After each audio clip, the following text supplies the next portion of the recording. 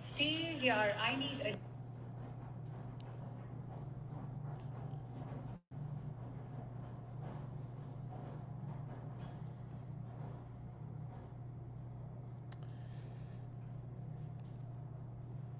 Hey, buddy. 1 second. Of course, I forgot to do this. How are you, everybody? Let's see. I have to align everybody. And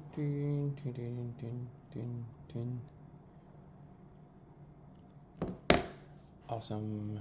Here, videos live. Let's see what's going on here. So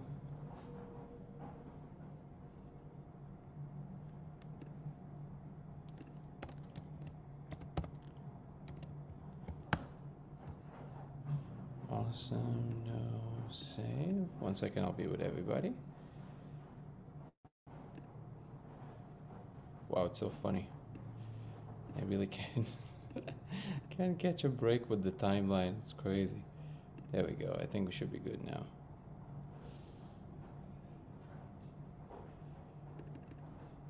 Okay, amazing. Okay. Hey, Danny, I'm not sure if this is you here. Guy, Daniel, welcome everybody. I'm literally catching up my timeline every day. It's crazy. It's so busy. It's so busy. 1 second.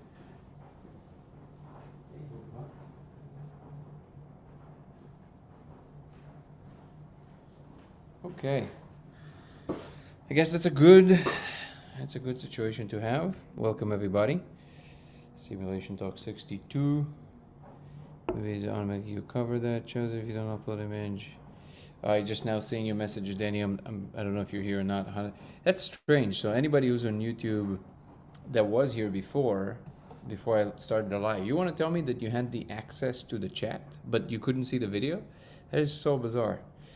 I gotta be more mindful about that, I guess. I thought it was just kind of waiting for me. Welcome everybody. My name is Danny, and this is Simulation Talk number 62. Usually, this channel was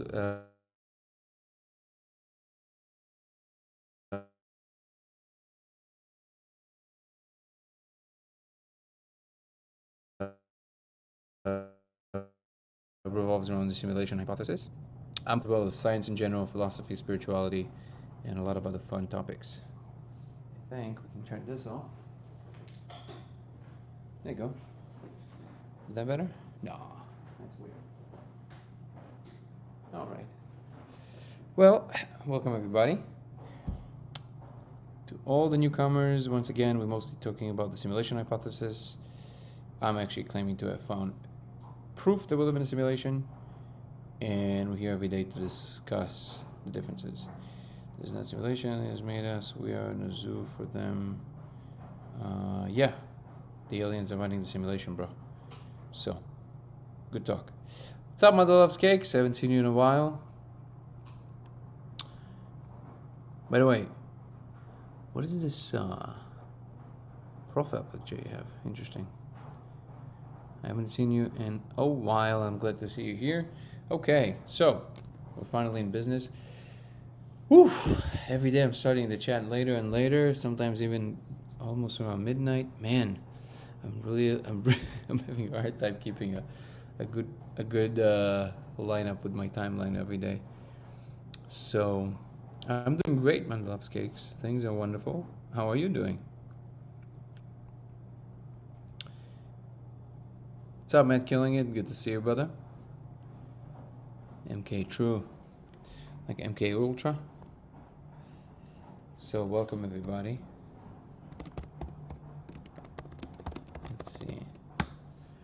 Let's see.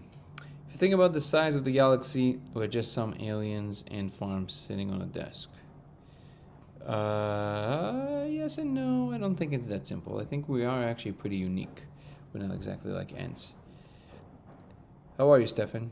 Usually the topic is the simulation hypothesis. My name is Danny, and I'm claiming to have found actual proof that we live in a simulation No, not a philosophical proposition, but an actual proof and experiment that anybody can run, and I've been vocal about it in the last few years. The experiment is very simple, but obviously we can extrapolate. If you project a diffracted laser on the surface and you ingest a particular molecule that I cannot really name on this live chat, you will see code running in surfaces. Now, the point sounds overly simplistic and contentious. However, I assure you that the details are staggering. This observation has now been replicated over 1,000 times worldwide, and I am in contact with some of the leading researchers in the field. Does not mean that all of them agree with me. However, this is a lively discussion that is going on, and if anybody tries for themselves, they can actually see it. It is so coherent and so irrefutable, and this is why we're talking about it. We meet here every single day to discuss the experiment, the implications, the details of the experiment, as well as science in general, physics, philosophy, religion, spirituality, whatever feels right. And everybody can check out my YouTube channel, Dango Thoughts, for extensive conversations on this topic. Once again, on YouTube, it's DANGO Thoughts. If you want to watch deeper videos about the subject, in which I'm breaking it down more than here on TikTok. So that's about the summation. What do you think about light language? I think that some people truly can channel some kind of a thing. I've seen this in action. And I can tell you that at least from what people presented to me, what we see in the laser, it looks nothing like light language. It looks straight up like in the movie. I don't think it's actually Japanese, but it looks like alien language, but it does not look like light language. Absolutely, Stefan. If you have any questions, or if you would like to come on and talk or ask questions, everybody are welcome. As long as it's respectful discussion, everybody are welcome here. No opinion is turned around as long as it's in a respectful manner and an open mind and heart. Why do you ask about light language, Mandelov's cakes? Any particular reason? Do you know Jesus Christ is your Lord and Savior? Hey Dale. So, see, statements of this kind. Now, you're welcome to stay on the channel. Just so you know, no preaching here. This is beneath us. So, I'm gonna say it very clearly to you. We don't do that here. And if you're convinced that you're not preaching, but you're just trying to do us a favor, then you can definitely excuse yourself. I can't say it any more directly than that. Want to be a peopleist? I don't know if it is a thing. I just want to put people first. Yeah, like species. Yeah, it's interesting because I've heard this is like remarks that Elon Musk made when he was talking about his relationship with, I think, Sergey from Google. And he was saying that he was trying to warn him about AI. And Sergey said, well, I actually think that if our time is up, then our time is up. If there's a better intelligence, then so be it. And Elon said, well, I guess I'm a species, because speciesist, which is what he called him. And I guess you fall into the same category. I can't say that I share the sentiment. I agree with Sergey. I think maybe it's a Russian thing. I think if consciousness in general is the important thing. And if we can become more and contribute, by all means. But if we're just dead weight, I don't see any reason why we need to be favored over anything else. Are we entering into the fifth dimension? I think that most people that say things like that do not understand what the word dimension means. That's my personal opinion. Or it's not really an opinion, it's an informed observation of interacting with people that say things like that. I'm aware of what is happening as far as, I guess, what you would call a spiritual awakening. But from both my experience in these altered state spaces, extensive meditation experience, and generally, very open-minded and talking to different people, my observation is that what most people don't understand, especially people who make claims of this sort, is how complex the world truly is. And when expressions of this flavor are made with the amount of conviction that it's made, without actually understanding what the word dimension even means, something tells me that these people don't really know what's going on. I was not preaching, I was just telling the truth with good news. I see, yeah. So you're telling me that somebody is my Lord. Brother, we had these conversations about Jesus from here up to the wazoo, and it's always welcome, but It has to be a little bit more than you telling me what you think is up in a way that is very condescending and couched in very loving terms, but they're not. So unless you have something of true value, again, you're welcome. I had to hear a long discussion with Larry here a few days ago, and his conviction is that Jesus Christ is coming to save us. I've actually seen the Jesus Christ element in this higher space. I can tell you that from what I saw very concretely is that Jesus Christ is real. However, he is part of a much larger picture. So he's definitely not what you think he is, or at least not in the grand scheme of things. So now, obviously, this is a contentious point to make it a Christian. I will also tell you that the biblical God, I also saw him, and he was also part of the picture. However, he was not the Lord Almighty. He was under a very long chain of hierarchical structure, at the top of which, surprise, surprise, is a woman. So I don't know what you want to do with that, but are you aware of that? Are you aware that she's your queen? I've been introduced to it a lot lately. Contact with entities within the space and fascinating.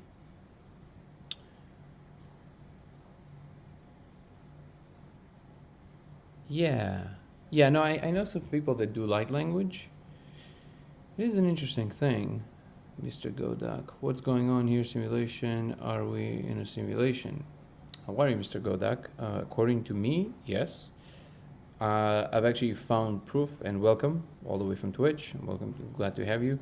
I'm actually claiming to have found proof that we live in a simulation. And this is an experiment that anybody can run. If you want, I can explain what the experiment is. It's very simple, and anybody can run it to verify for themselves.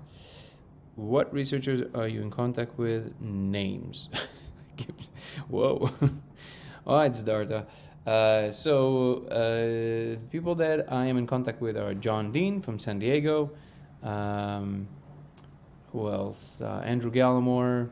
I met him. I spoke to who else? The people from the Imperial College in London. Chris Timmerman, and I'm not sure I'm supposed to mention who actually saw the code. I'm not sure that they want to be exposed, but people from the Imperial College, some of the researchers that are doing the study there actually saw the code. Gallimore is not 100% on board yet. He hasn't tried it yet, so it's kind of hard to say.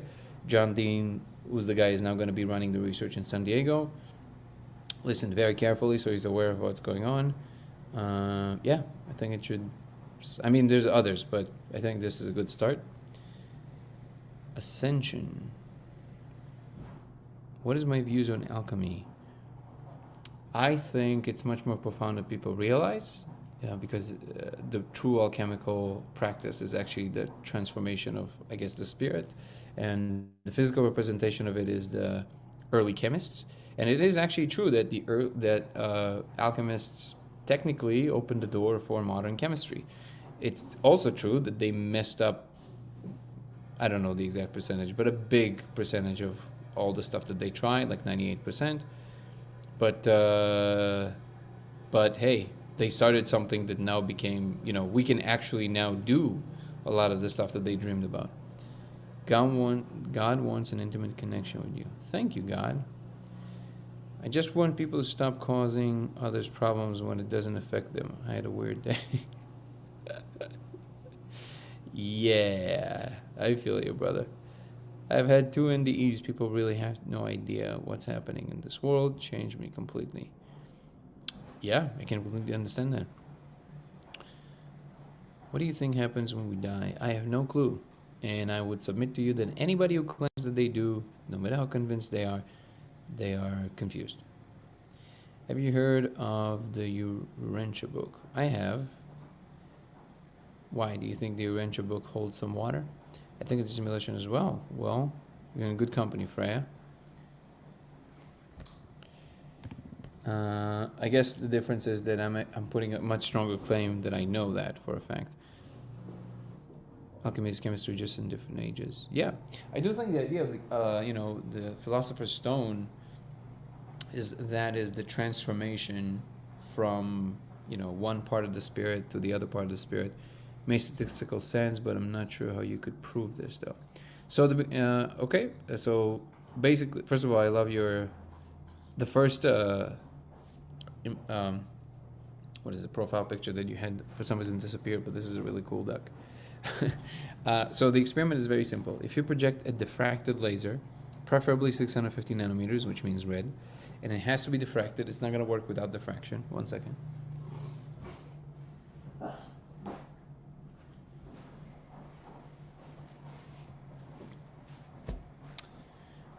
And you ingest a particular molecule that I cannot name on this live chat, but it's also called the spirit molecule. If you're trying to figure out what I'm talking about, you will see code running in the laser. Now, again, the explanation sounds super simplistic, and it sounds that there's no way that this is going to reveal anything interesting.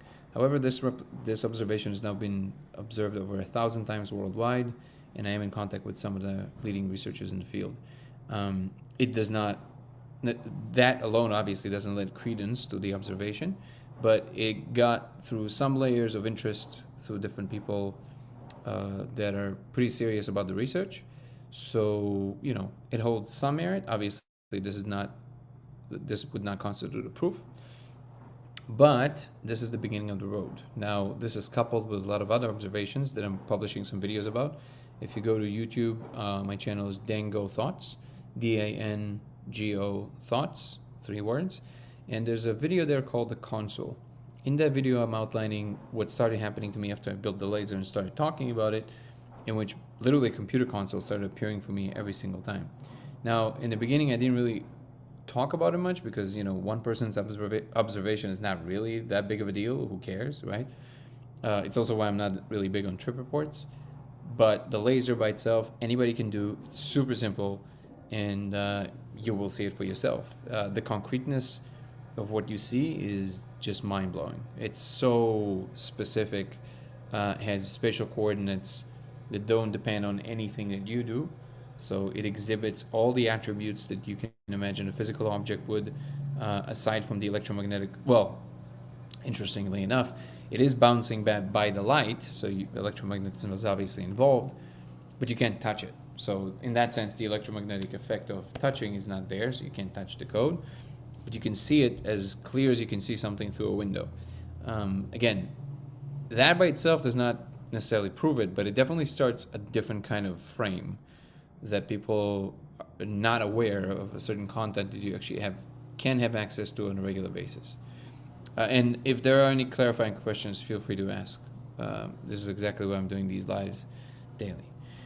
Also, again, I only recently started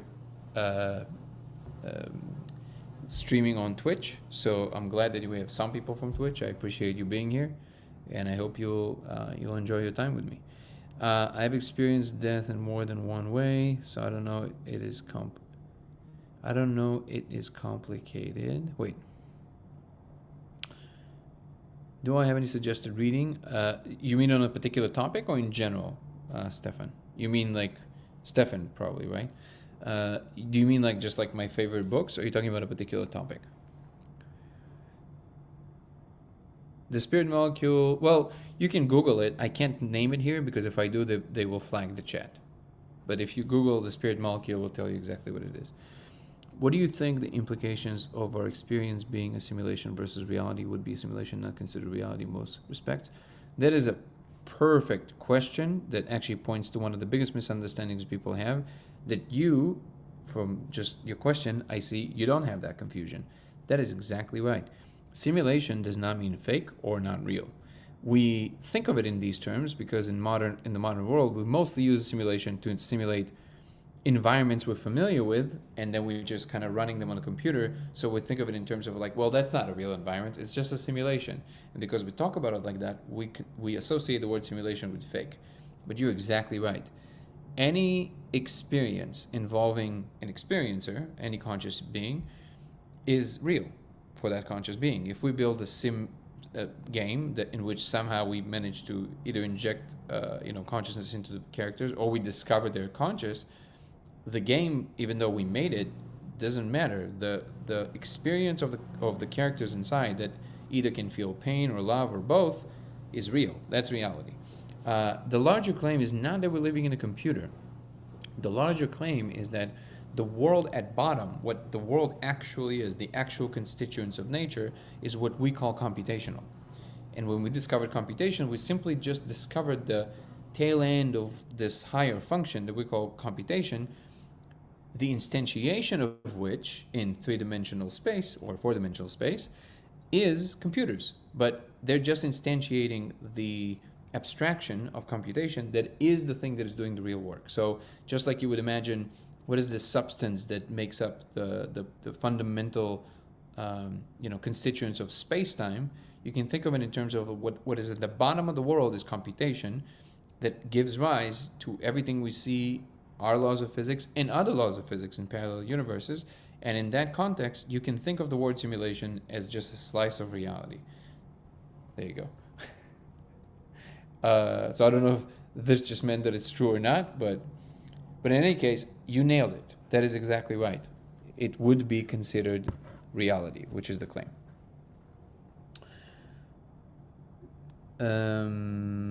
Let's see.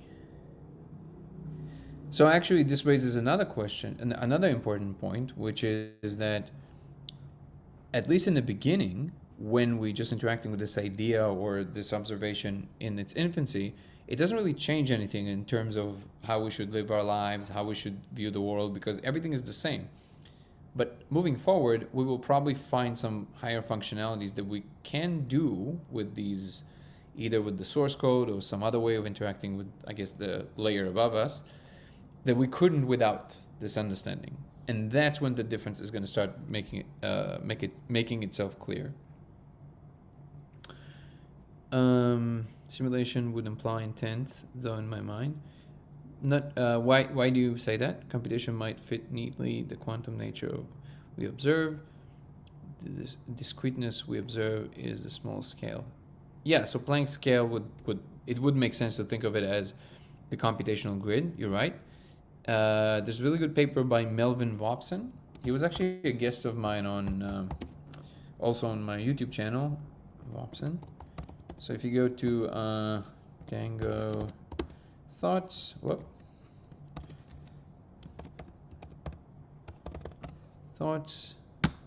and you search for Melvin Vopson interview, he's a physicist who wrote a paper about the second law of infodynamics, which is a kind of new thing he's claiming to have found, that points to exactly what you're saying, that the discreteness of elements in physics, and coupled with the fact that we see a lot of elements in nature when looked at through symmetry, computational systems, physical systems, biological systems, you can see that there are trends that run through all of them that seems to point to almost like somebody tried to optimize a computational system. So it supports very strongly the idea that we might be in an actual simulation.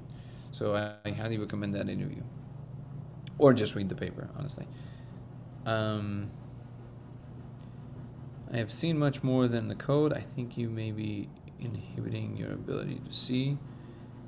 You mean in the laser?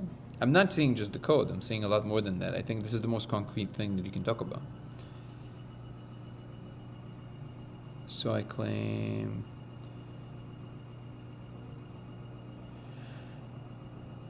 Not hating, just notice you don't let the deeper experience having because you find it silly. What are you referring to? Mad killing it. I think it's what you're saying is a little vague. We're experiencing some higher intelligence. Smart, but I'm old and I'm tired. Whoa. Okay. Out time as life itself. Manipulation also. I really want to understand you. You're making my brain melt. Sorry. Gotta learn to code. Didn't say art time correct. Do you like... I don't know what that means. You have to fall till you float to land in the universe without strings. Mad killing it. Brother, you're starting to sound like some of the religious zealots.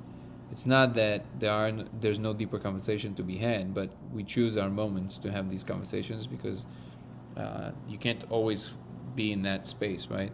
So unless you want to make a particular point, I can't really respond to it.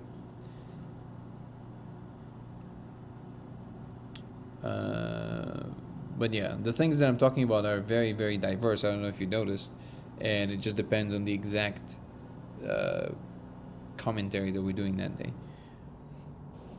Will Aya be useful for what you are saying? Yep. I had a shaman in Central America that tested this with some people in a ceremony, and it worked.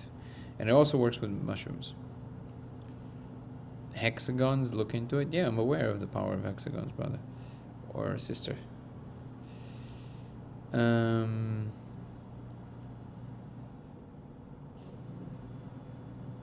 are you so handsome, man? Oh, Isabel, thank you so much for the kind words. I appreciate it. Boost to the ego is never that bad. Appreciate it. Bubbles, hexagons. Are you calling card of the creators? Tumultuous. This is not super helpful. Watch. Fractals, chaos theory, mathematics, quantum field theory, string theory. Does that tell you anything? That's what you're doing right now. Hexagons, bubbles. Do I believe in God? I know there's a God, and it's a she. Big surprise. Next time you see the machine elves, please say again how to locate you on YouTube. YouTube channel is Dango Thoughts. DAN, one word, GO, second word, Thoughts. Dango Thoughts. Do you mountain bike? No, I run. Why do you ask? I'm not trying to kiss ass, but love those conversations you speak of. I appreciate it, Isabel. No, I mean, it's always nice that somebody appreciates what you do, so thank you. Ask them to show you the hexagons. Okay.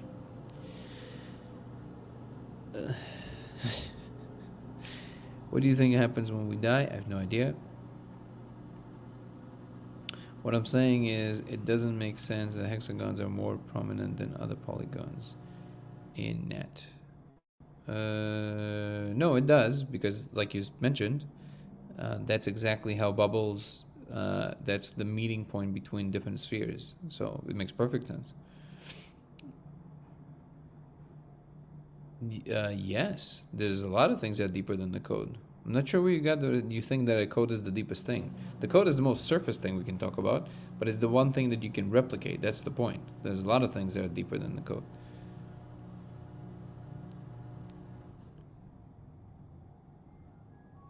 Simulation theory has a background in hexagon because it doesn't make sense that there are thoughts on near-death experiences.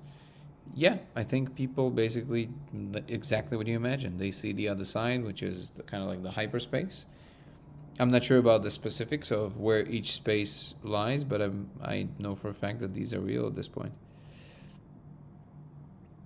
What I'm saying is giraffe spots, pineapples are hexagon nature, but not just structure. It goes deeper than that. Like, look at Saturn North Pole. Okay. I am inebriated. Sorry, Danny. I'm out of my head at the moment. No worries, brother. There's no. I don't take it in a bad way. I'm just trying to get us back on a conversation that I can actually comment on. And I hope you're having a good time. Hexagons are the calling card of creators of the simulation, the ones that kept them speed. Yeah, you're not wrong about that. Let me tell you that. We assume. Okay, Mr. Godak says simulation implies intent in the sense that we assume a simulation is an artificial construct. Or are we open to the idea this simulations can arise through mere chance in higher dimensional space, which isn't totally out there, Boltzmann brains, and all that stuff. To drive my point further, consider Conway's Game of Life. I don't think it is unreasonable to think life could be simulated within the simple instructions with enough time and memory. Well, actually, that's all of these are incredible and exactly true points. And you're new to my content, but these are subjects that I talk about quite a bit, actually. Including Boltzmann brains and what might be the structure of the simulation. In fact, if you I'm not just trying to advertise the channel, but I'm telling you, in the channel I have a lot of videos talking more in depth about these things. And if you go to the channel, you'll see that I have some videos breaking down the potential hypotheses as to why they're running these simulations. Intent, you mean in the sense that there's a higher civilization running it. So the reason that I'm not assuming, but I know, is because I see them all the time, which sounds absurd because, a lot of people making claims about all kinds of special connections to all kinds of things. So I'm not really, I'm not putting too much weight of other people's acceptance of what I'm saying in that regard, because unless you see it for yourself, why would you believe me, right? The laser, you can see it for yourself. You can start to see that at least one of the things I'm saying you can verify for yourself. That's first of all. Beyond that, I can tell you that the complexity of the situation is actually much more pronounced than people assume.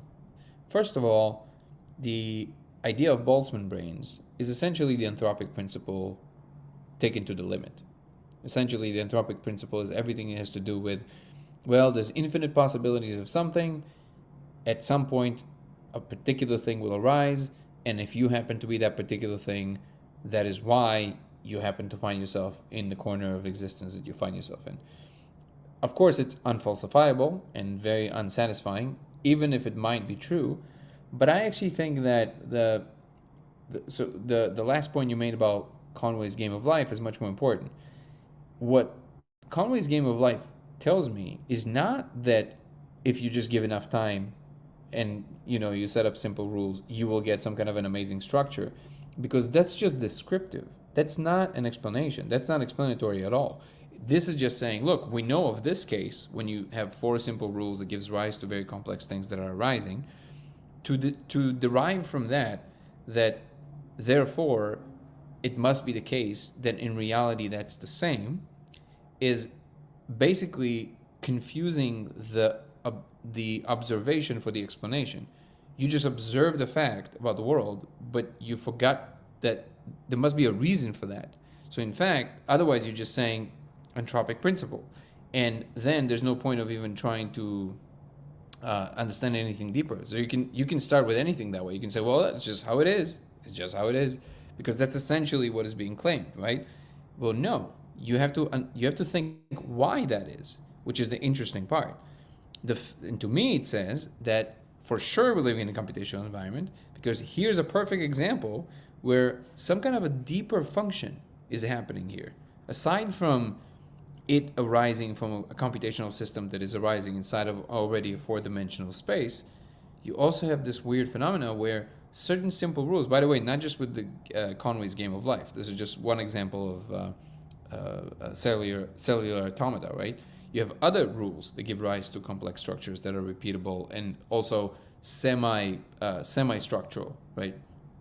So that tells you that actually this is exactly the fact of the matter, because you have some kind of a regularity that happens that we cannot account for just by looking at the laws of physics. There's another thing happening here. And I would say that actually Stephen Wolfram's frame is very instructive in making sense of these things. It sounds like you're pretty well versed in these things, so you probably know what I'm talking about. But if not, I can talk more about Wolfram's frame. I would probably not believe it even if I saw it, to be honest. No, you would, because it's as concrete as this. It's not like a hallucination. That's what makes it so unique.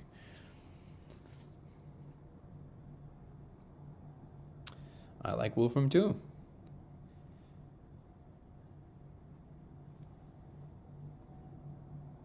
Let's see some questions on TikTok here.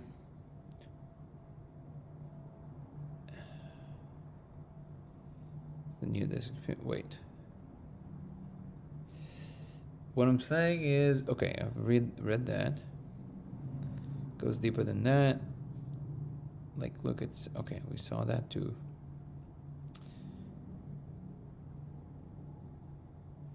Speed of light is the constant that we can't break, which is obviously the rule. Well, you can think of it as actually the buffering speed of the simulation. It's the speed of causation. What's the difference between a biologically constructed machine and a human cell communicating with electrical impulses? Zero difference. Everything in the universe is essentially a computational system. Like I'm stuck on fire, destroying and creating. You know what I mean? I'm in a... Oh man, well, all I can do is send you love, brother, and I hope everything is alright. My name is actually Dimitri, so it was who of me to extract it because it's behooved. Okay, name after that's funny. I've learned how to wait.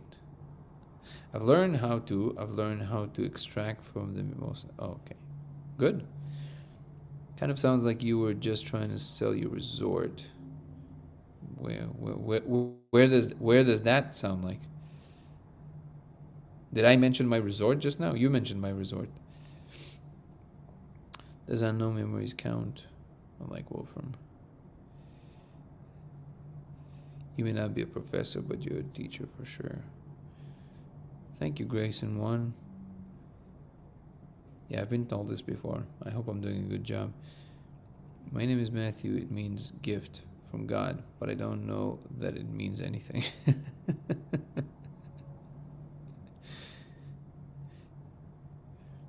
On the speed of light, maybe a misunderstanding of shutter speed. No. Or who are you telling? Thank you, Grayson. You're so kind. Hold on, on that note, I gotta move my clothes from the washer to the dryer. 1 second.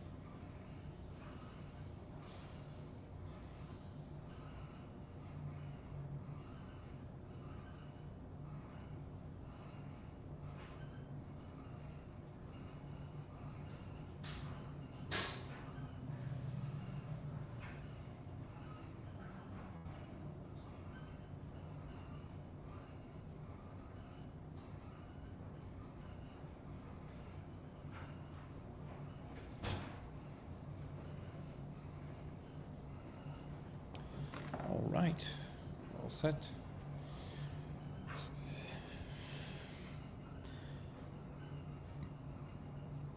Do you have a resort, man? Are you holding out on me? See, you just advertised me. Come on, man. Maybe I planted him. I did one, and it was really good last year. We're thinking about doing another one. I'm not sure we're going to be able to do it this year, but we're probably going to do either the end of the year or the beginning of next year. I'll definitely put out a message. And yeah, the thing is that what we're trying to do is to bring as many people as possible to these more all-inclusive experiences. And as you can imagine, they're not easy to set up, and they're not that cheap. But the idea is to eventually create a business model that will allow for us to also cater to the people who are less fortunate and can't afford it, and then be able to also bring them. So yeah, so that's all I can say about that at the moment. And but I'll definitely be notifying people, when the next one is up. And I'm glad that you want to go. I'll let you know the details. Okay. Is the term AI being misused? Very much so, yes. But it also depends what you mean by that. I mean, you have to call it something, right? Is a homie a photographer? If you look at the experiment that explains light speed, it could easily be shutter speed. But wait, Matt Killigan, can you explain that a little bit more? What do you mean by that? I mean, if we are willing to accept there might be some master theory that all physics could be described through, then it would make the universe computable, so in a simulation seems likely. That's just my intuition. The part I'm unsure about is the scale of the universe, both in space and time. Most of the future will be dominated by black hole interactions, or just a blip, if even that. Kind of depressing to be like a side effect in someone's science project simulated 11-dimensional space. I might be mumbling at this point, though, already 2 a.m. here. So first of all, I appreciate you being with us. And no, you're not mumbling. You're making very coherent points actually. I guess it's a matter of your perspective, right? Because if you only believe in the physicalist perspective, which I think at this point no serious physicist takes the physicalist perspective as the central thing, not in like an ultimate way. Like they see it as a model, but not like a real informative model at this point. And I guess the most important thing to comment on from what you said is that, so the first thing is the notion that the universe is informational at bottom or computational at bottom is not a new thing. It goes all the way to Plato's cave, but the more modern idea came from John Wheeler, it from bit, the term he coined, right? And it makes a lot more sense to more and more physicists nowadays. So it's not really a fringe idea, to be honest. I guess the crazy proposition I'm making is that nobody ever thought we'll ever be able to have any observations of this kind of thing. It will remain almost forever hypothetical. I'm claiming that it no longer is, which is the radical thing, and I'm aware that it's radical.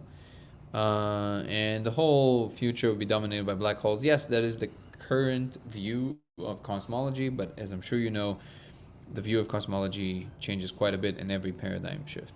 So I think we're going to starting to understand that the mind is an actual space with real coordinates, and in fact it's not space-time, but space-time mind. It's all one thing. And we will start actually injecting this into the equations. And you're definitely not mumbling. And about the comment about the size of the universe and feeling insignificant, I really love a quote by David Deutsch about this. I'm going to paraphrase because I don't remember it exactly, but the gist of it, the spirit of it is, feeling insignificant because of the size of the universe is like feeling inadequate that you're not a cow. These are not, and what is meant by that is that the size of things, first of all, is not the significance of them. Second of all, we are actually pretty unique because what we do seems to be, I'll give you an example. The only two places, at least at the moment, without what I'm saying, the only two places in the universe that we know of in which fusion is possible are the core of stars and in human labs. Think about that for a second. So the entire universe that we know of, obviously I'm sure there's more, but it's where the core of stars, and the only other place is where there's intelligent beings understanding how to do it. That's pretty unique. The coldest place in the universe that we know of is in human labs, in refrigerators that cools it down to almost absolute zero, which doesn't exist in the vacuum of space. So think about that for a second. So we're not that, this is a book that, you know, my regular viewers will laugh because I always recommend it to everybody, but I highly recommend the book, The Beginning of Infinity by David Deutsch. Phenomenal book. It really feels like it puts a new operating system on your brain by a physicist who is basically responsible for the equations that allow us to build quantum computers.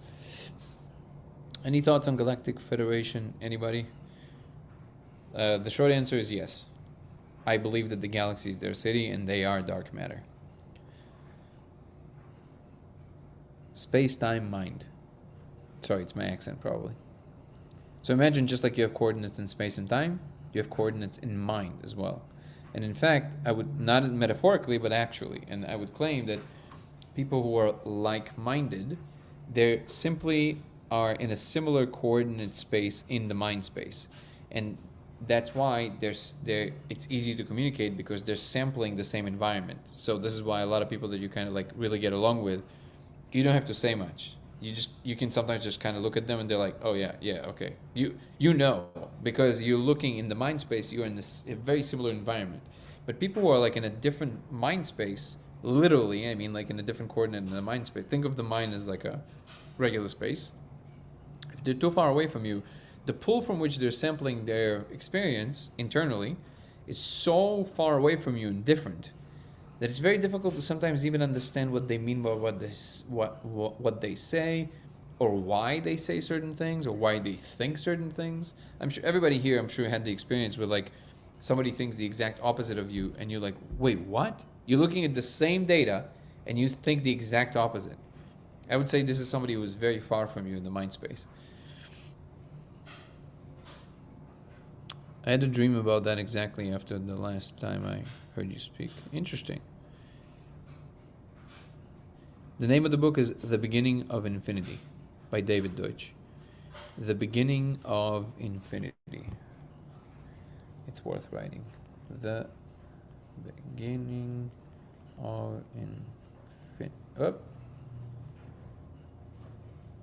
By David Deutsch. Boom. I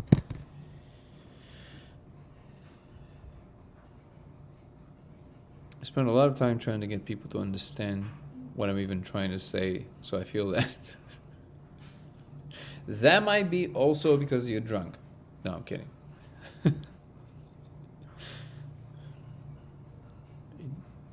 To be alive or aware of this consciousness in itself is worth exploring to me. Make it the best I can.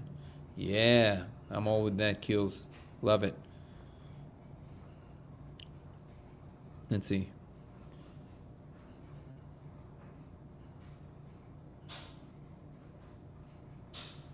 I have $60,000 into building a house right now, so I'm broke. I know, this is why we're trying to raise enough money to bring people who can't afford it but want to go. Look up the experiment that is referenced to explain light speed, and I feel you will understand me. See, the thing is that they don't measure light, but I'm familiar with some of these experiments with the shutter, but we're not.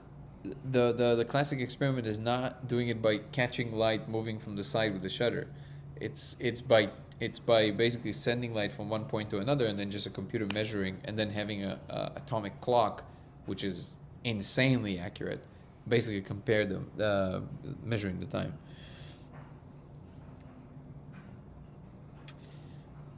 Bacteria in your stomach is not insignificant, and neither are you or we. Exactly.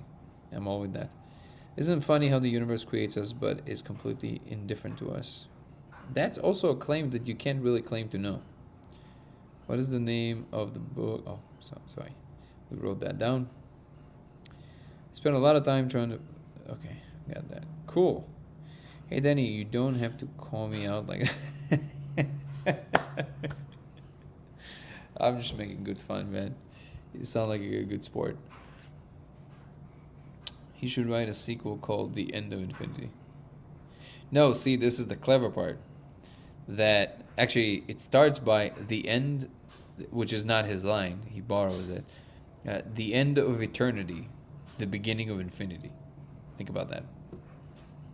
And the idea there is that you can only be in the beginning of infinity by definition, because it's infinity. But nevertheless, there's a difference between crossing the line of the beginning of infinity and not crossing that line. So for example, all the other animals, they have not crossed the beginning of infinity line. And in fact, some people haven't either. There's like humanity is just starting to cross it, basically, and that's what we're seeing. And he explains exactly how, and he goes to art and music and science and linguistics, history. It's amazing. Even economics and politics. Why do you think you are being repeatedly shown the console? It's not repeatedly, it's just now it's available. It's just like, your question is equivalent to, why do you think you repeatedly have your laptop every day? Because you have it. Amazing. Yeah, the Audible version is also great, by the way. I love the audiobook. Tell me how you like it. Bernadette. Oh my god, have you all ever watched Dot and the Kangaroo? No, I have not. Light speed is measured with a gear, unless you know another experiment. I am willing to look it up. Again, you send a light beam. It's very simple. I mean, in modern times, it's very simple. You have synchronized computers that know exactly how far they are away from each other. You turn on light here, the light detector catches here, and then the computer compares it with an atomic clock exactly how long it took. That is the best way to measure time, the speed of light.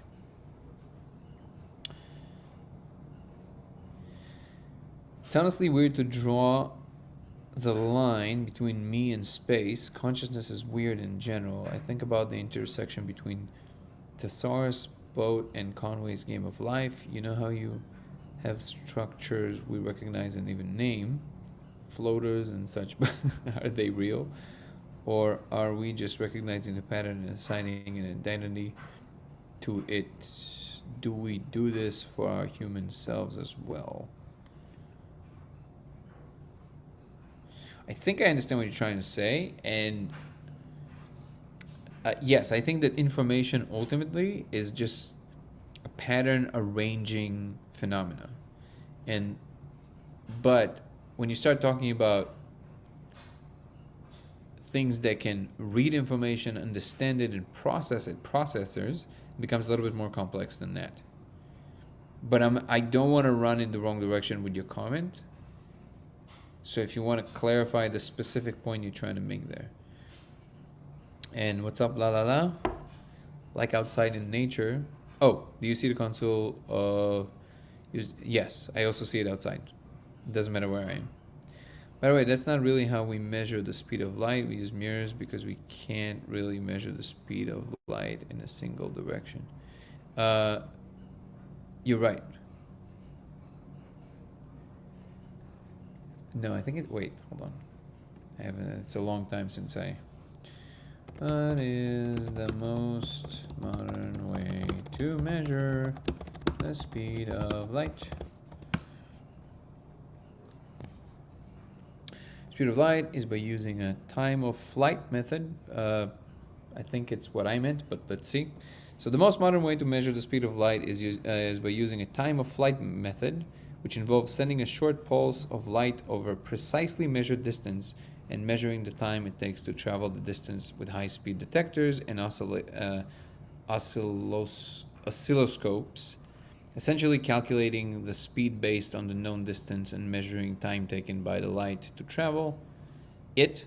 This often utilizes a laser as the light source and sophisticated interferometry techniques to achieve high accuracy. So at least the first search in Google seems to agree with me. But and in fact, I think I'm not certain, so don't quote me on this. I think it's actually the other way around what you said. You actually cannot measure it in two directions because the second it starts coming back. But I might be wrong. I don't remember. I know that Veritasium did some video about this. I don't remember which one it is. You might be right, but it's just also common sense that this, what I described, would be the easiest way because you literally have a pulse. You know the distance, right? We're not talking about measuring it over giant distances, by the way.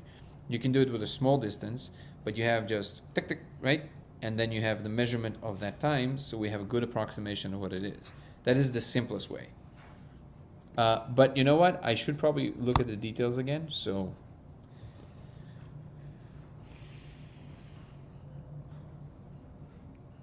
welcome back, Jesus. Thank you. I think it's very possible that our five senses conceptualize intake data in patterns. So the way that the brain, actually there's a great book on this that I recommend sometimes by Andrew Gallimore, actually, called, I don't want to overwhelm you guys with books, so only pick this up if you're ready for some neuroscience lessons. It's called Reality Switch Technologies. Let me see if I have it here. I know I do. I don't know where it is right now. Well, okay, I don't know where it is right now. Well, anyways, just look it up. It's called Reality Switch Technologies by Andrew Gallimore, and the book is, he does a superb job at educating us about basic neuroscience in the first few chapters, and then he starts listing the different substances and explaining what we do understand about what they do and why. And the last few chapters he dedicates to the spirit molecule, and he explains why it is truly radically different in terms of what we understand about in modern science about neuroscience.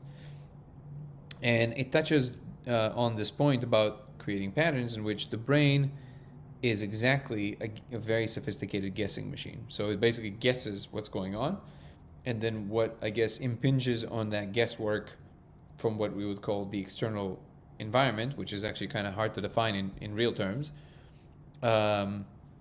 but then only what impinges on that guesswork from that environment is what is being inculcated and then coded into structures in the brain that then basically project these structures outwards as a world model. So everything you see right now is not really what's coming through your senses. Most of it is what your brain ignores because it already has a world model of all the angles, all the colors, all the tastes, all the smells, all the stuff that usually contrives your world. It already has that. So it doesn't need to recreate it. It's coming through the senses, but it's mostly ignored. It's only when whatever's coming through the senses disagrees with what it's guessing. So yeah, literally, like most of this, what you're seeing right now, the blue, the colors, the shapes, everything is not what your eyes see at all. Most of it is what your brain guesses is there because of what happened prior and because of a lot of experience of modeling the three-dimensional space. If something surprising happens, then the brain goes, there's an error signal that always runs, but there's an amplification of the error signal that goes up, back up, the chain of command, and it goes, whoa, whoa, whoa, it's not what's happening, what you thought. And then the brain goes, okay, what do you mean? Okay, let me reframe. And then it guesses something else adjacent to what it thinks is possible for it to happen. And then it corrects the model.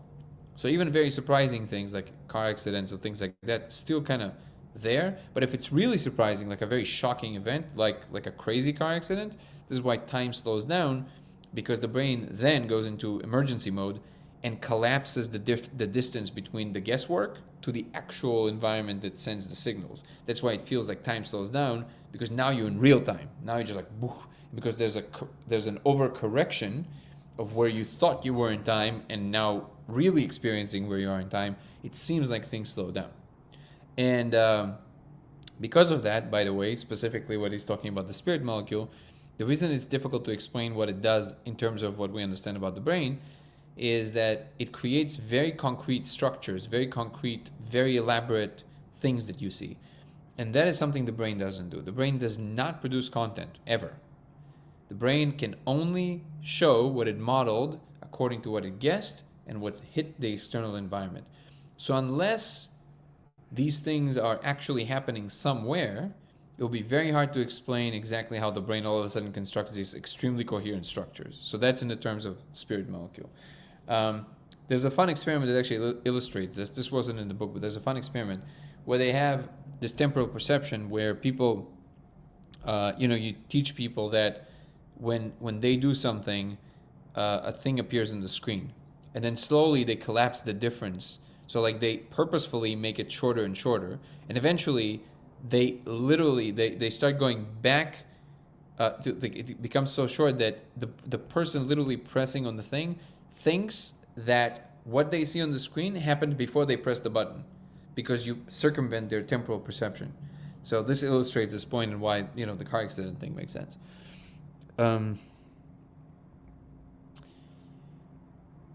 Let's see what we got here.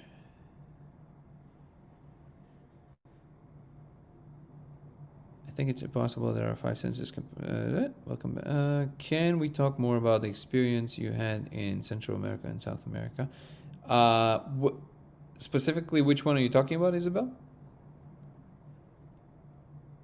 Did I mention something about that? You mean the retreat we've done? Is that what you mean?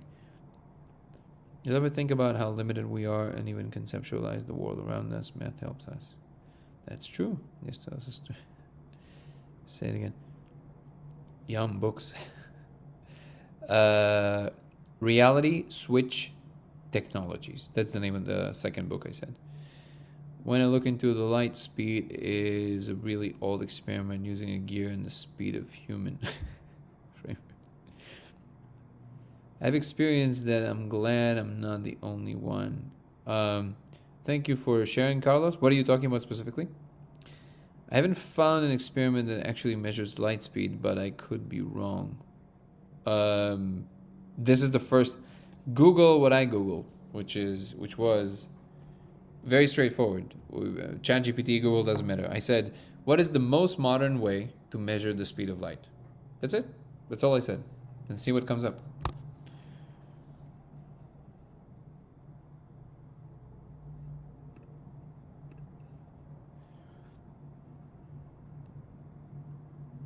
The two books Stefan The first one is The Beginning of Infinity, which is my all-time favorite.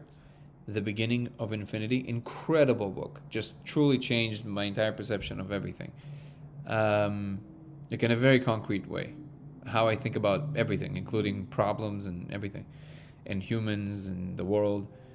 And the second book is Reality Switch Technologies.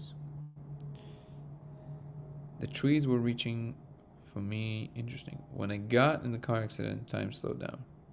There you go. Oh, I see. That's what you're sharing. Well, I'm glad you're okay. The problem is measuring in the one-way direction is the time. Wait. Do you know anything about channeling? No. And I'll be honest with you, even though I do know there's something to it, I'm hugely skeptical of most people that do this. It just lends itself too much fuckery. Pardon my French. Are you the intended user of the console? Well, yeah, obviously it appears for me. There's some other people that see the console. But you do not know how to use the console. I know how to use some of it. That's not really how we measure this. Let me try to reformulate. Are you the intended user of the console? Definitely of this one. In the console monitoring you, perhaps? I mean, they can monitor you without any console. Do you know anything about channeling? Like I answered, the problem in measuring the one-way direction is that time dilation will mess with the atomic clock by sheer virtue of moving it at any speed. By convention, we assure the speed is the same in all directions. Well, no, because you're moving through space. So whatever distance you moved, so whatever you did with one direction, you're now doubling that with two directions. Does that make sense? Now, again, I need to go and look at the details because Veritasium had a brilliant episode about this, and he pointed out something that is actually not taken into account in the way that we think of it. So I do know that there's some kind of a kink there that we have to iron out. So I remember there was something. I don't remember exactly what it was. Just for me thinking about it structurally, whatever problem you're gonna have, just from what you're saying, whatever problem you're gonna have one direction, you're gonna have double the problem in two directions. Not only that you're gonna have the two influences, now you also moved in space away from the target. So you actually have to aim the mirrors in a different way, and you actually can't catch it. I don't know if it just froze. I don't know what's happening to. It's so weird that it's doing that. I don't know how much you guys are losing from that.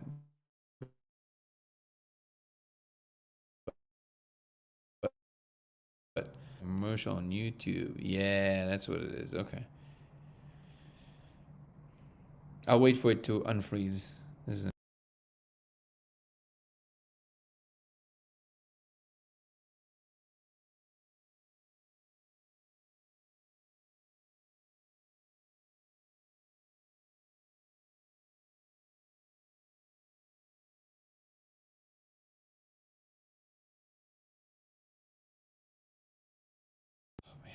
This is so annoying. It freezes the screen and then it mutes it all for no reason. It's crazy. Anyways, we're back. So I'm going to recapitulate what I said. First of all, I do remember that Veritasium did an episode about this, and there is some kind of a kink that we have to iron out. I do remember there's some kind of an issue in the way that we think of it in the modern world. I remember that. I don't remember exactly what it is, but I remember that. So I guess that's the olive branch that I'm offering. However, thinking about it just purely in logical terms of what we understand about the speed of light, whatever issue you're going to have in one direction, you're going to have double that issue in two directions, because now the object itself also moved through space.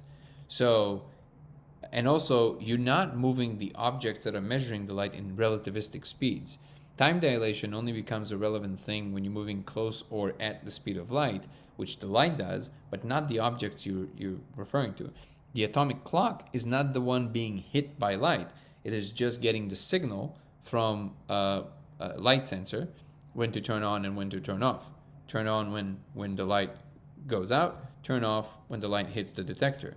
And there's obviously computers correcting for the distances involved, including the electrical signals. I don't see really a lot of problem with that. Again, I do remember the Veritasium did some episode about this. I should rewatch this and then we can break it down more. But again, just from what you said, any problem you're going to have in one direction, you're going to have double that problem in two directions. Did I try to interact with the console in any way? Yeah, I managed to make it work. You should watch the video of the console on YouTube. The console, just type it in. And I'm also working on a new video that's talking about the details of some of the console. Going back to my previous point, if we see a particle and then a moment later we see it in a different location, we say, hey, it's the same thing in a different place. In the game of life, you have structures like gliders that are just a bunch of pixels that appear to moving in specific directions while the shape oscillates. But can we say 5 ticks the glider is the same as in the first instance we just see pattern moving on the screen? Absolutely. It's actually called translational symmetry in physics. That's exactly what's going on. And it would imply that the world is computational, and that you're exactly right. That is the same thing. The translation means here and then here and then here and then here. That's what translation means. So translational symmetry in physics refers to the idea that when objects are translated from one point in space and time to another point in space and time, they remain the same. The symmetry maintains itself. Assigned an identity and name to it by what looks like continuity, but I'm not convinced the glider is really a thing. It's just a region of fabric in the game. Right, but it represents a function. That's the point. And everything, the point is that, well, the proposition is everything is a functional, a function, a pattern of a function. We are just larger than a few pixels, and then time steps are really tiny, it feels. So you can think of it in translation, not just on a two-dimensional grid, but translation in a much higher dimensional space, which gives the appearance of this solidity. So you translate it not just in 3D, actually in 4D, but you also translate it in many other ways. Informationally, because you retain the identity that you have and all of that stuff. So it's just a much more complex translation through a much higher dimensional space. How do you use the console with your attention? There's particular things you can do with your attention. For example, if I focus on the top of my head and then I don't blink with my eyes or my attention for a while, the menus become available, and then I can work some of them out. Again, Mr. Z, I spoke about it at length. I think breaking it down right now, I don't know if I have enough energy. So you can watch the video of the console. If you have, you can wait for the next one. Or in the next few days, I might feel like, talking about it again. But I broke it down recently. I don't want to go into it again for 30 minutes. So apologies. Running out of battery might do it. Have a good night. You too, Mr. Godak. Good to have you here with us. I hope you come back.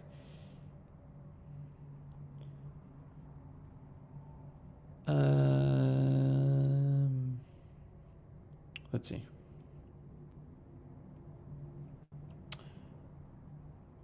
The world teacher, how are you, brother?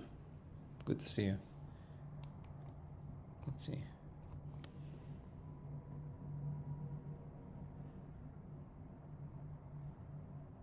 A friend saw me get into a traumatic car accident and she didn't hear the accident. Whoa. Why do you think she didn't hear it? I think we both blacked out at that moment. Interesting. What color is the console? Describe it, please. Upper motor neuron. You can watch. I have the video also on TikTok, but I highly recommend you watch the one on YouTube on Dango Thoughts. 3 words: DANGO Thoughts. Dango Thoughts, and just search for the console, because I'm talking also a little bit about it before and explaining why it matters. And I have an illustration on the channel. I work with a 3D artist to at least produce the rudimentary body of the console. Space gray, super slick, the most beautiful thing with lights running on the rims. We didn't reproduce the lights because it made the rendering very complex. But again, I'm working on a new video and it will include some new graphics for sure. Apologies, I'm not going deeper into the console. It's just a whole thing, and there's so much detail, so many details, and I think I'm a little tapped out today. So apologies for that. You'll ever watch Waking Life? Love that movie. They spoke in one segment about the perception of time when you sleep. Space is mind. I agree. Some folks think time is linear. I believe it is more like a loop. Possible. But within, if you're in any particular point in time and you will not get to see any significant portion of it looping on itself, then for you it will be linear still. Okay, I just Googled it and the speed of light is not verified. There is no experiment that can verify. That is not true. The speed of light is just conjecture about how light moves and it can't measure it in real time. No, because we have GPSs that work.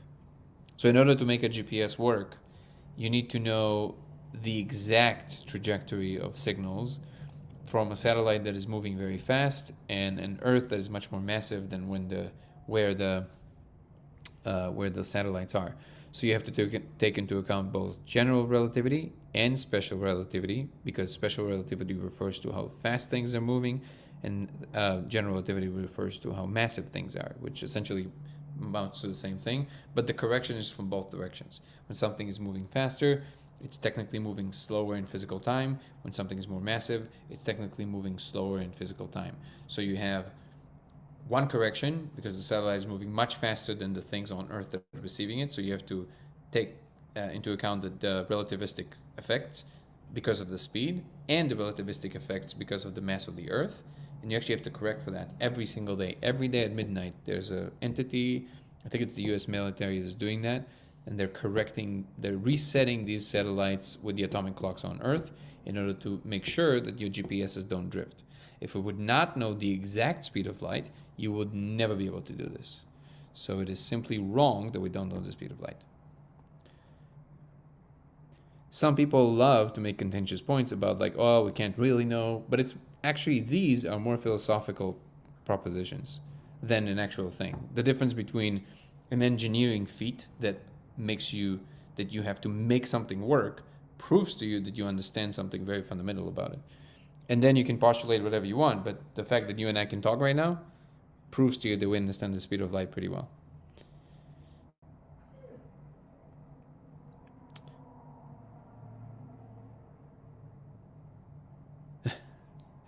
Google AI is a child who doesn't understand yet. Yeah, no offense, brother, but I think you don't understand yet. Donnie Darko, true for sure, if it is still.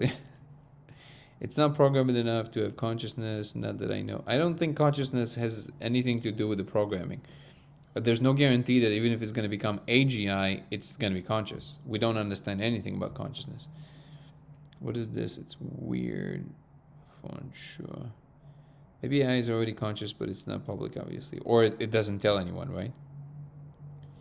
It wouldn't surprise me. Yep. GPS doesn't require speed of light. Just set a coordinate of plan. It works by sending signals, brother, that moves in the speed of light. You send electromagneticals. You send different waves that are moving in the speed of light. Running out of bed. Oh, we saw that.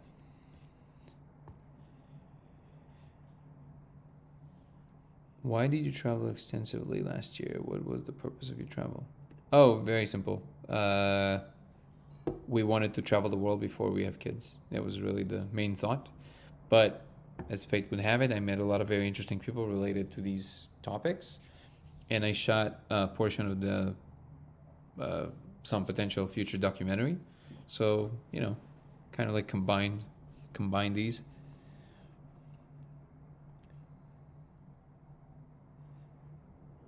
What if God, Jesus, created the simulation and he sent himself into a simulation as Jesus? Yep.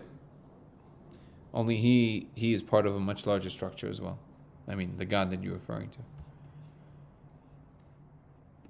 Do you travel extensively? Okay. Let's see. There was something that I wanted to bring up. Let me see if I can remember. I think I made a little note. I should really write this down. Every time I say to myself, no, I'll remember. And then I don't. It's funny. Oh man, what was it? It drives me crazy now. Why is the YouTube channel delay like salaries? I don't know if it's operational, to be honest. The Daily Light 888. Are you familiar with it, Mr. Z? Do I know you from somewhere, by the way? Create the simulation. You gotta figure what we have publicly. Wait, you gotta figure what we have publicly. I mean, Stable Diffusion is nothing compared to what the billionaire tech giants have. You'll be surprised how little of a difference there probably is. I'm sure there's some military secrets and some companies working on some secret things, but the more we advance into what we have now, which is the rate of change of innovation itself is so staggering. You have a much smaller, by definition, you have a much smaller possibility of anything departing too much from the actual ability, because it just so happened that what meant by 10 years of difference between what the CIA has and what we know about used to be a merited claim, because the difference that was measured in 10 years now is equivalent to 6 months. So if you postulate that they now have something more advanced 10 years from now in the rate that things are changing now, that's the equivalent of saying that these secret organizations back then have something that is 120 years more advanced, and that is not plausible. It would simply not be able to be contained. It would leak into the world in some way. You wouldn't be able to contain that. The technology would just be too powerful.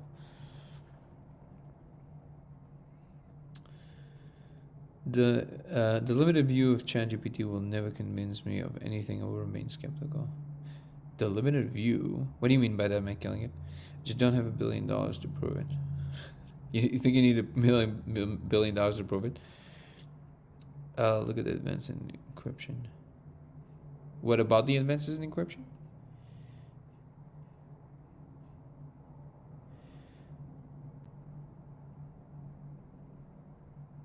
What's my prediction for 2025? No specific predictions, just that something big seems to be coming.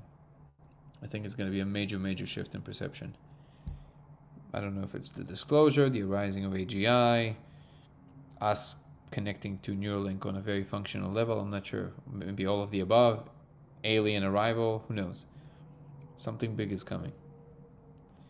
I have a very strong conviction, but I don't have anything to back it up aside from very flimsy intuitions based on some experiences. So I'm not going to try and pretend like that's, holds any more water than anybody else's conviction about the future. What we know is very close to signals intelligence. Oh, yeah. It's very difficult now with it is true that obviously there's always a slice of the population is much more understanding and more advanced than the rest of us. And most of the innovation is happening in the computational space. So obviously, professional hackers, either the hackers and hackers who actually work for big companies to help them secure their systems, they're probably the ones that understand the most about what's possible and not possible.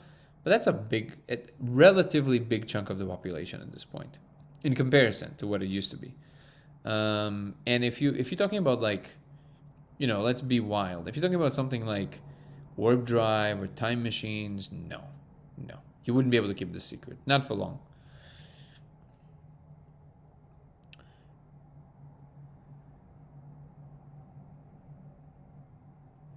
I miss that, but yes, Danny, I'm very sensitive and have been feeling it for a while. Yeah. Yep.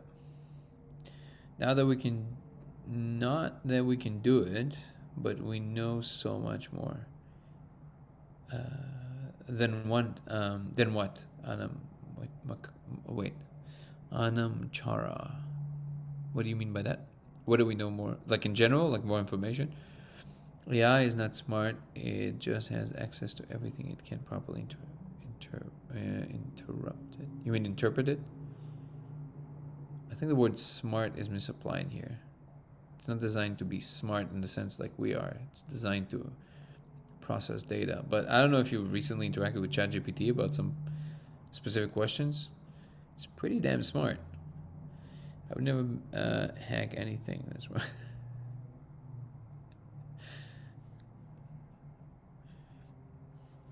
Where's my... hold on.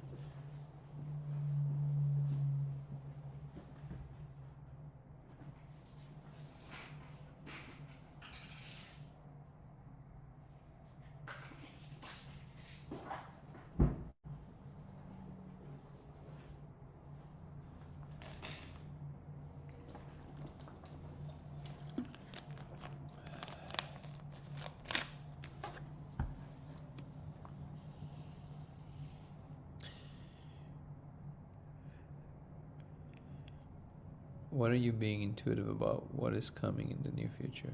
I can't tell you with any amount of certainty. I just, it's too vague to explain. I was just talking about it recently in one of the chats that basically I have a strong reason to believe that 2025 is going to be some kind of a major shift. But I'm not big on prophecies, and if I really think about the specifics of why I'm convinced of that, it's too flimsy to mention, so I prefer to not really, open it too much. But it seems to be the case that 2025 marks some kind of a turning point, like a major one, like openly.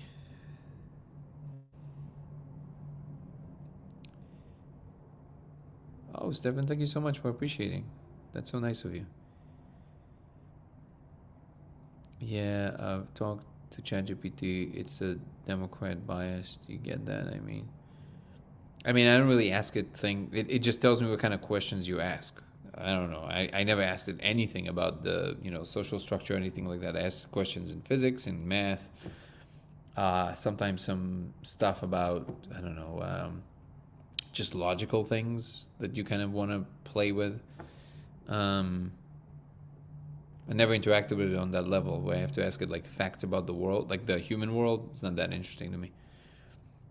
None of us, but I can tell you that the engine that nothing about biases, but engine that gives rise to the function, they're very powerful. None of us hacked or hacking or even Donnie Darko. That's funny. If October had a sound, what would it be? Oh man, don't get me started on that.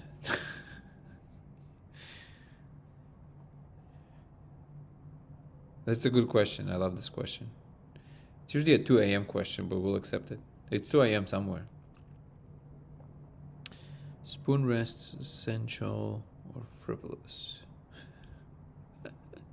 These are the good questions now. Cool guy, 42.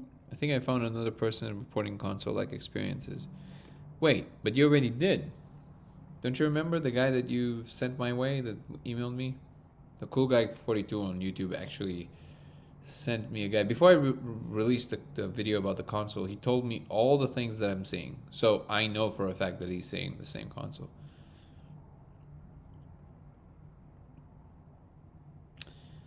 I've never seen anything I wasn't supposed to. The Pentagon is a sacred place. Yeah. Another one. Amazing. Send it my way. Favorite color? Like descriptive from nature? Mine is purple. What's up, Biggie Deluxe? You're the legend.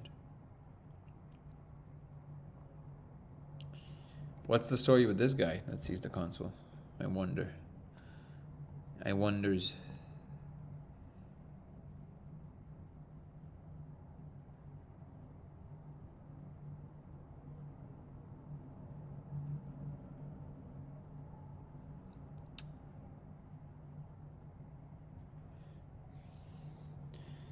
Okay, so drives me crazy. I can't remember what is that thing that I wanted to talk about today. I thought it would be a really great subject, and then I spaced on it. Damn. Kind of purple. Iris purple or storm cloud purple? Great question. Royal purple. Purple. My favorite color is purple. Royal purple. Royal purple. Purple. Now I can't even say it the right way, so there you go. I broke myself. I broke that word for me. Hey Grayson, repeat what? Specifically? I'm a crazy goat on a mountain. Don't listen to anything I say. It's like it's all fake. I'm delusional. Now, this is the this is the most honest, self-aware thing I've ever heard anybody say. I think we can all say that about ourselves. By the way, we should talk about mountain goats and how they absolutely prove that we live in a simulation. I mean, they don't make any sense. It's crazy. I've seen one in action. It's bananas. It's insane.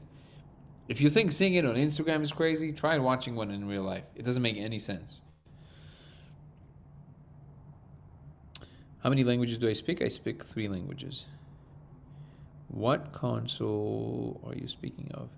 Oh, Grayson, so I talked about it at length, but I think the best way, because I did put a lot of work into making the video, if you just go to Dango Thoughts on YouTube, again, it's Dango Thoughts. You can also just follow the link in my link tree for my channel. There's a video there that you can search for called The Console, and you should watch that, and then you'll know what I'm talking about, and then we can talk about it more. I just dropped in. I'm not sure what you mean by seeing a console. Same goes to you, Glassfish. This channel mostly revolves around the simulation hypothesis, and I'm claiming to have found proof that we live in a simulation. And we meet here daily to discuss the implications, the discovery, the experiment, as well as science, religion, spirituality, philosophy, and I think I said religion. The console is something that I'm now seeing on a regular basis, and I put out a video talking about that. You have a version of this video here on TikTok, but the full video is on YouTube, and I highly recommend to watch that one. Dango Thoughts. I had this dream about the ground splitting in deep cracks. Whoa. About 2025, you mean? Go to TikTok account. This is why we have the internet. Do you speak Slavic languages? Yeah, I speak Russian. They can't simulate our love, puppy. Hey, puppy. Love is universal, bro. Goat simulators should be a thing. They are eating pets in Ohio. You know what's funny, Sir Keith? From what I've heard, a lot of people from these communities coming out and saying, no, that's actually real. That's actually happening. So I would grant you that this point is irrelevant, but the fact that it's happening seems to be the case. So not really sure who's the last person laughing here. Please explain coincidences via simulation theory. Don't exist. I'll give it a watch. Thank you. Absolutely. And then let me know what you think of it. So the premise is everything in this is a simulation. Everything is computational, and a simulation in the context of the world being computational is that it's a slice of reality, basically. The console for me is like being in a cockpit, but that might be just me. No, it's about that. Yeah, it's about that. So kind of like, have you ever seen Inside Out? Kind of like that, only like Tony Stark level augmented reality menus, stuff like that. Hey Hawkeye, good to see you. Good to see you this evening. Truly enjoyed the content. I hope you had a wonderful day. Thank you so much. And I appreciate you as well. It's the Matrix, deja vu via simulation theory. There's a lot of different assumptions. I think these are not really related to the actual any glitches in the simulation. I think they're more just kind of like errors of the brain, to be honest. I personally don't find them that interesting. So everything is real and nothing is real. Well, real never enters this equation. Simulation does not mean fake. It just means computationally generated. And if the world is computational, the whole thing is computationally generated. But at no point does that mean that it's not real. Everything is as real as you think it is, as long as there's any experiencer that is experiencing the experience. I don't know how many more times I can say experience. Then it's real. If you can suffer or feel anything, that's real. A slice of the universe seeking unique expressions of probability. That's very poetic. I love that synth. Thank you. Can you define computation? It's actually difficult, but computation in the Turing sense is essentially an ability to send signals in a particular pattern that will allow for functions that can build on top of one another. Now, this is obviously not the classical definition of computation, but I think it's the closest you can do with simple language. In order to truly understand it, you have to kind of really think about what's possible. and then it will kind of give you a hint at what's going on, right? So we think of the technologies that we have in terms of just human endeavor, right? We think, well, we'll discover that we can do this cool thing, and then we build computers, and they allow us to simulate screens, and they allow us to simulate environments and all kinds of things. But if you zoom out and you think about what's happening with us in universal terms, because we are part of existence, then in this corner of the universe, something became possible, which is computation. That if not destroyed, which no guarantees, but if it is not destroyed, will eventually literally be the most dominant thing in the entire universe. So if you run the clock forward, like what you can do now with computation, for example, right? So you can think about what's happening. Let's go up the list, right? You have computation. Technically, this is what Turing discovered, which is with the universality of computation. You can do computation with any substrate. You can compute, I always say, with the waves of the ocean. It will just take forever. Anything that can produce a binary state, you can compute with. And this is where, when you ask, what do you mean by compute? Okay, you have to kind of give examples, right? So logic gates, they're essentially just very fast acting on-off switches that are being given signals, and then they understand the logic. That's what they call logic gates. They don't understand the logic, but they produce the sequence that gives the logic for the function that is being operated. So a Turing machine is like a postulated basic computational system that basically runs on a physical film, and every part of the film that it lands on, it has either a 0 or a 1. It has a set of instructions in the Turing machine itself that tells it what happens if it lands on a 0 in this particular time, and also it depends on the exact sequence that it's going through. So let's say there's an instruction that says, if you go through the sequence, I'm just making it up, 1 0 1, next do this, and every time it does this, it keeps giving it commands according to exactly where it is and according to the larger arc of the sequence that it went through. Okay. Now, it appears to be, and this is what Turing discovered, is that if you just have that, which is why, if you just have that, you can technically simulate any process that is possible, which is exactly the thing that we're utilizing with logic gates that then go up the levels, go through compilers, go through up the levels. So you give it commands by writing code. And this wasn't always the case, of course. Maybe there's some computer scientists here that they can, go into the details more than I can. But basically, the language you write goes down the level, the hierarchy of translation, back through compilers, and then it goes into machine code that by zeros and ones tells the logic gate what to do. These electrical signals create the logic that is basing the next function. So it's layers upon layers upon layers upon layers. And then it gives an output of some sort. The output becomes more and more and more intricate. And it gets to the point where you can basically compute any visual field. So, a screen, any information that can be represented visually, or represent information in any other way, from data sets to audible to whatever you want, right? And notice what's going on here. It's just by these logic gates, you now got to a level that as long as you have the right apparatus in which these computational processes are instantiated in, it gives rise to the ability to produce any representation of information whatsoever. And at the moment, we can only do it as a in the same way that we perceive the world. So you can do it auditory, you can do it visually, you can do it in a written form. You can do it in other forms that computers can read, let's say, but it's all representation of information that makes sense, that gives rise to a new informational structure after that, right? Eventually, you get to a point when you decode exactly how the brain is doing what it's doing, you'll be able to send the signals directly into the brain. And then you'll be able to immerse yourself in computed content internally. So essentially what Neuralink is trying to do, right?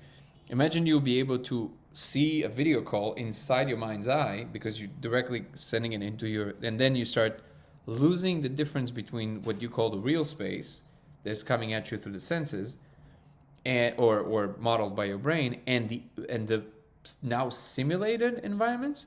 But when you look at it from a universal perspective, you realize there's no difference, really. It's all the same thing. It's modulated by the exact same mechanisms, which is just information processing, right? Now, the question is still very open about what consciousness means in the context of all of this. That is still a very, very open question. But if you look at it from the universal perspective, this ability to do this process that we call computation basically gives you the ability to manifest anything that you can simulate anything else. So the computer, like a computer that is Turing complete, which we don't have yet, but we have every reason to believe the brain is Turing complete. In other words, is like a Turing machine that can produce anything. You would be able to instantiate any other data representation in a Turing complete machine that exists and can exist.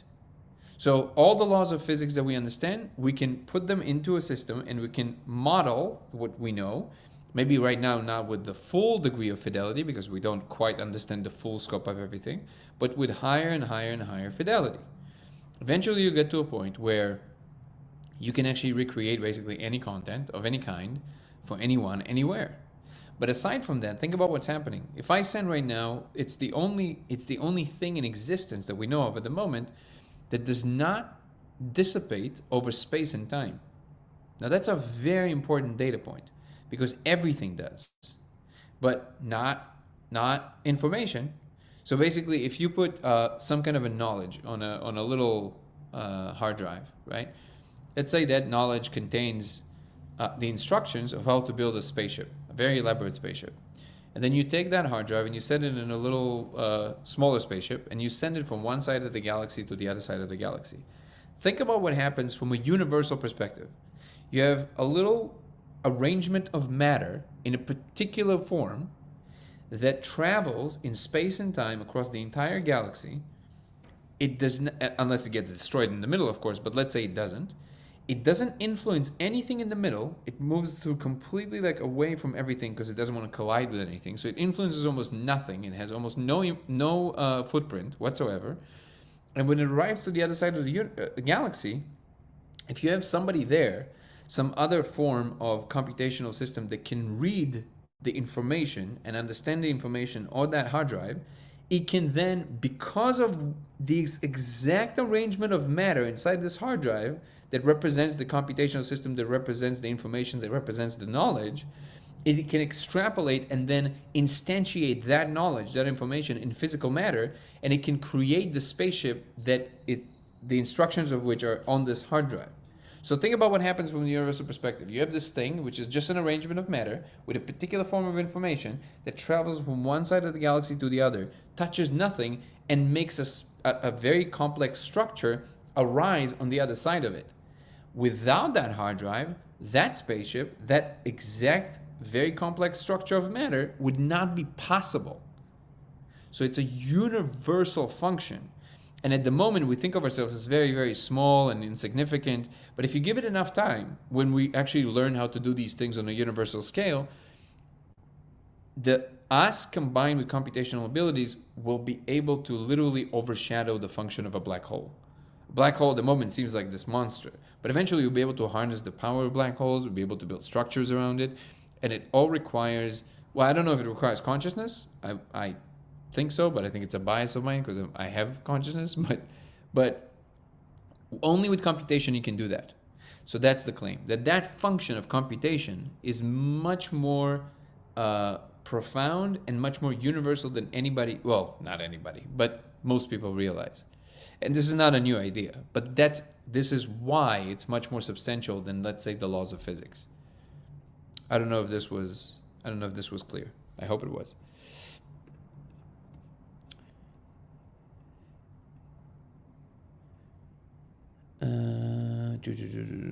Explain manifesting. I do think that there's some kind of a tapestry that responds to interest, focus, emotional imprint in the fabric of the software itself, which would explain, actually karma, and would explain manifestation, actually. Explain what's behind the synchronicity phenomena. Same thing. If the world is computational in the Turing sense, it suggests that every process and event unfolds according to a set of algorithmic rules, much like the operations of a universal Turing machine. Someone reported cellular automata in the laser, which I found interesting. That is interesting. If the world is computational, does that mean the universe is deterministic and free will doesn't exist? So first of all, free will doesn't exist regardless to any structure that you're going to put on the universe. That's first of all. It cannot. You can't describe a world in which it makes even sense. The second one is no, it will not be deterministic, even though yes, the operation of a computational system will be determined. It will not be deterministic because there are so just like according to Wolfram's model, you can have branching outs. You have to include quantum mechanics, which will include a quantum Turing machine that doesn't use binary logic but a quantum logic. So a qubit can be in more than one state all at once, which creates enough of a possibility for fungibility, which means that even though you start from the exact same condition, you might not end up in the exact same way after a certain period of time. In fact, according to the many worlds interpretation, all of these possibilities happening at once. So it's deterministic only from the perspective of the wave function, but not from the perspective of each and every one of the many worlds. Each world is non-deterministic in terms of the experience to one of the timelines. The determinism will arise for the whole picture, but no observer of one of the timelines can ever have access to that observation of existence. Does that make sense? Good night, Matt Killing. Good to have had you with us.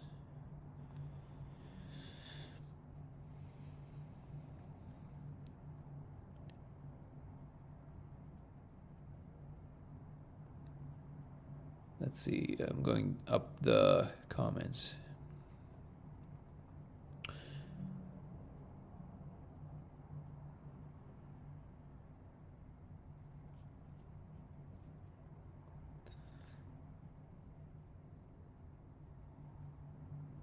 Danny, have you ever seen a plane stop and stay exactly where it is in the sky? Yeah, it's when you're moving towards it, so it cancels out the motion, so it looks like it's in one place.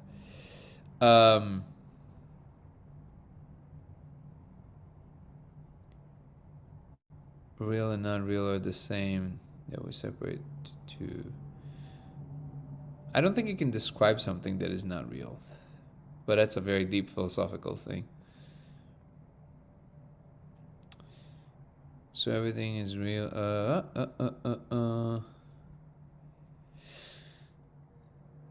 Real is highly subjective upon observer experience. Real is the only thing that observer can say about their own experience. That's the only real thing for them, truly. Real and not okay. Danny, have you ever seen? Oh, okay, we got that. Yeah, like you are sitting in a really comfortable computer layout. It's comfortable is all I can say. Very nice, simple definition. Thank you. Based on visualizations and auditory stimulation, the clock doesn't exist, Danny. It's movement. Yeah, but physical time exists. And what your nervous system interprets as feeling. I'm not sure what you mean by that, Donnie Darko.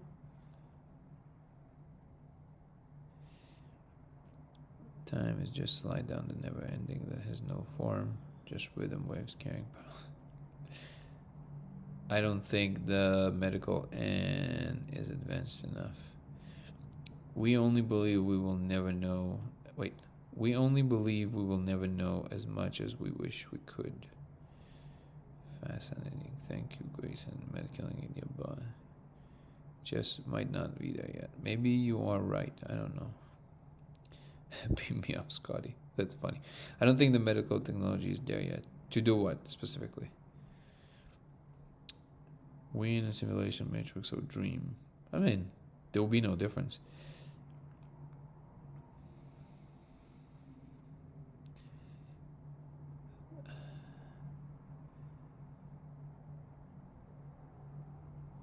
Yep, belief won't make Neuralink work, that's for sure. Do you have a feeling that you are controlling your experience on another level?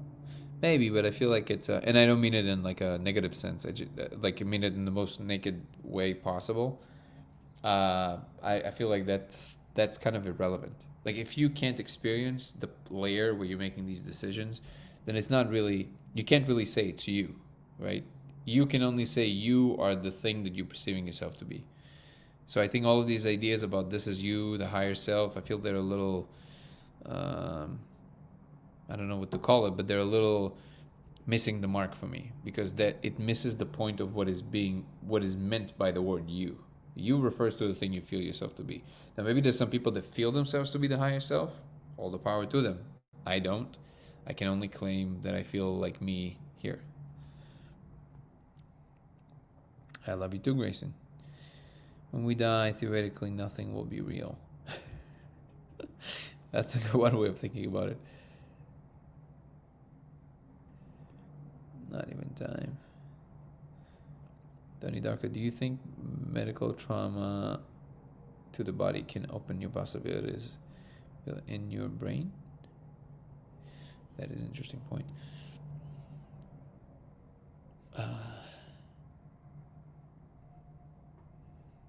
I think so. So we are watching the coin flip, even though there's timelines where heads lands and tails lands elsewhere. Yeah. In half of the universes that will land tail, and half the universes will land heads. So for us, it's not determined. Yeah, for us, it's not determined, exactly. Real and not real. It's us who determines what is real and what isn't. Does this feel real to you? That's the answer. Yes, I would agree with that. You're a very clear and disciplined mind. It's hard to wade through this with others. Thank you. Thank you so much for the appreciation, Anam Chara. It's fun to say. Makes sense. So at the point, it's not a you anymore, but there's some kind of connecting facet. Yeah, but then what would be the difference between saying that and then the universe is doing all of it? I think that ultimately it has to be the case that ultimately it is you, but it's just the universal you, which is not what you are now. Again, I spoke about this before, and I recommended it. There's a really good talk by Alan Watts called, I'll tell you what it's called exactly, because there's a bunch of them if you search for it.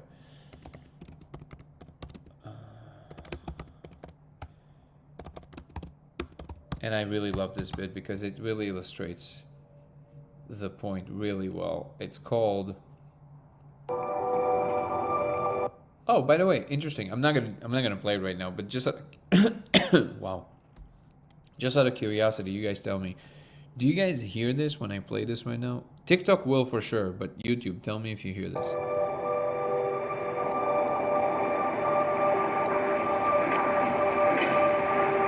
Now, I'm sure that most of you know the old story about the astronaut who went far out into space and was asked on his return whether he had been to heaven and seen God. And he said yes. And so they said to him, well, can you hear this? What about God? And he said, she is black. And although this is a very well-known and well-worn story, it is very profound.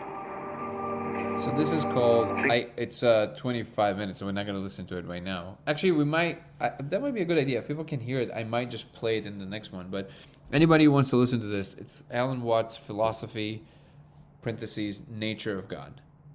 Alan Watts' Philosophy, parentheses, Nature of God. Highly recommend. It's amazing. And it takes you through this exact mindfuck of like, what is it? This whole idea of God and how it leads to you, and it's amazing. Thank you, Mr. Z. It's you doing your British, they're a black good routine. Cool Guy 42 said, it's you doing your British, there's a black God routine. That's awesome.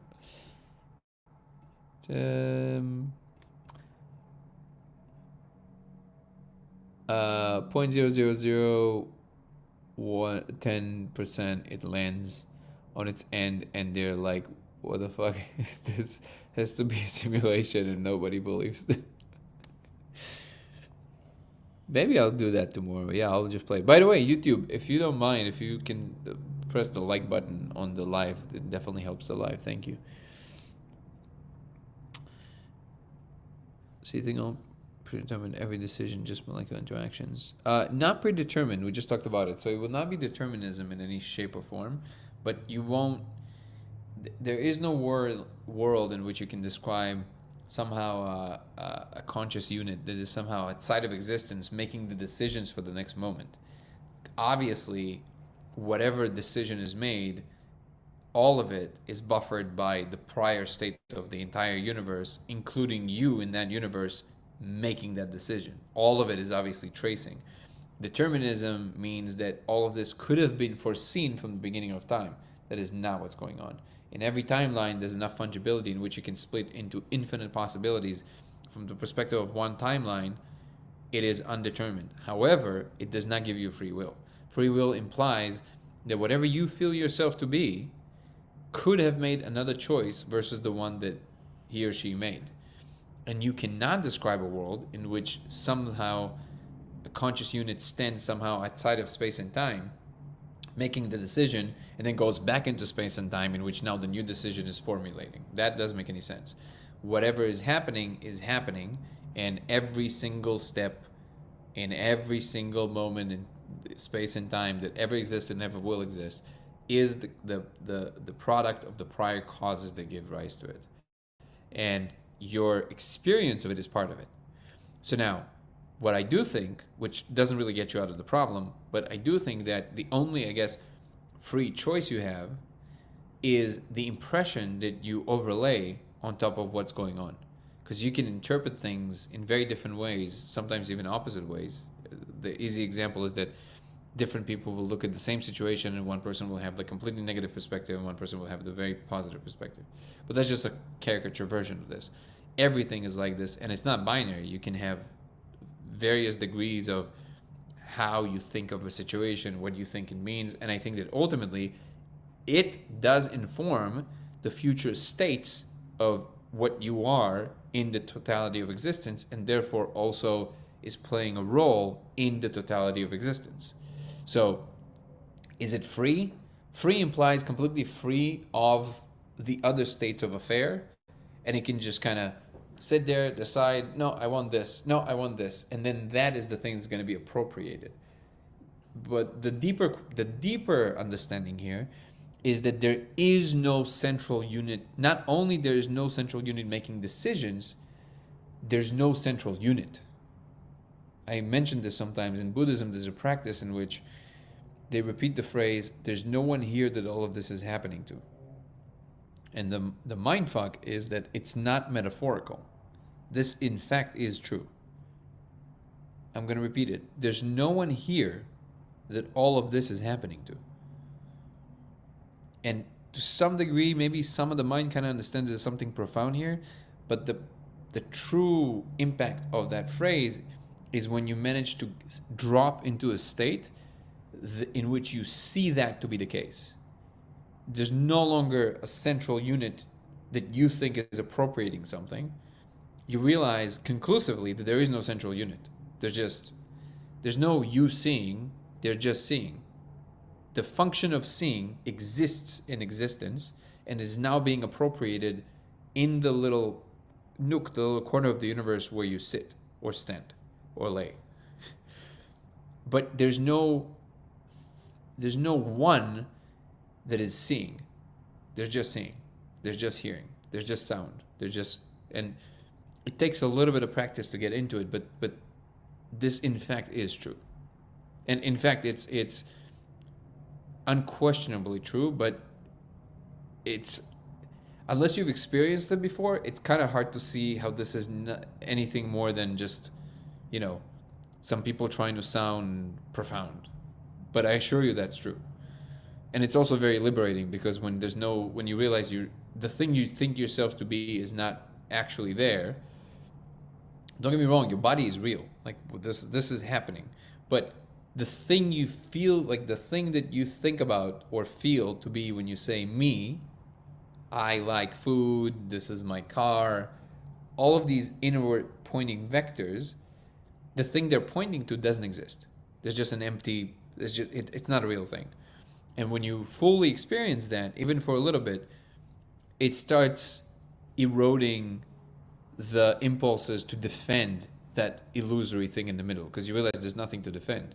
There's no fear, there's no reason to be afraid of anything, because it's just not, the thing you feel that needs protection doesn't exist. I don't know if this makes sense. Sam Harris talks about it a lot, and I can attest to this because I've had this experience a few times.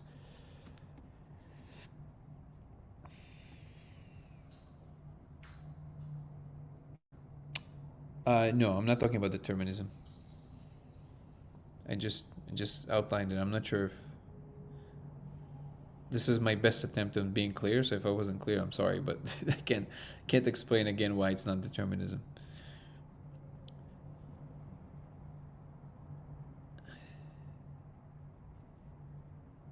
What is the name of the thing? I think you probably already heard me, but I'm just gonna repeat it. It's just YouTube, Alan Watts, ALAN,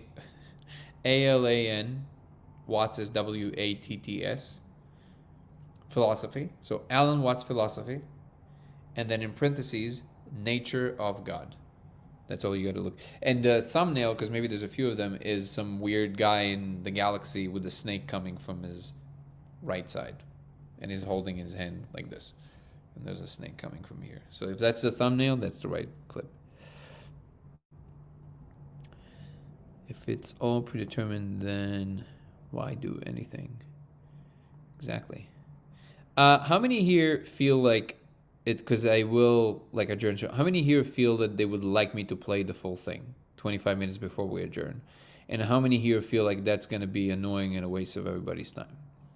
Real question, because I want to make sure that we're not doing something that will bore the hell out of most people. It was Medea. Oh man, I love you. It's amazing.